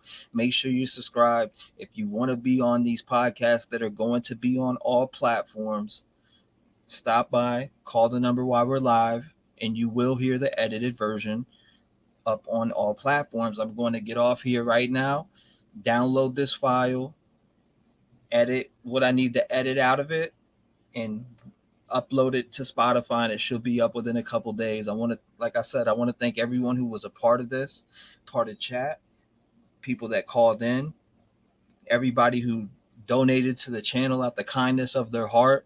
You know that we don't beg for money around here. We don't do that. But I do appreciate people that are generous enough to invest into what I do and are here and appreciate what I do. I love you guys so much and appreciate your continued appreciation for me, which we are going to keep going. We have this case to follow through. We have other cases to check out, and we have a lot more podcasts to make. I love you guys. Thank you, Mama Stormy, Salvatore, I Gotta Know, Mucka, Fluffles, everybody in the building. Thank you. I love you all. I love you all dearly. We're going to work on this. I'm downloading this right now, and we're going to put it out. And I will see you guys on the next one. Allegedly with T-REV podcast on all platforms. Make sure you check it out. iTunes, Spotify, Pandora, any platform. It'll be there. YouTube also. So he goes by T-REV, so we'll call him that as well. And he joins us now. People get killed for other stupid choices. Standing up for the families that took a loss. This something that we find important. Rap clean, strong, chest up.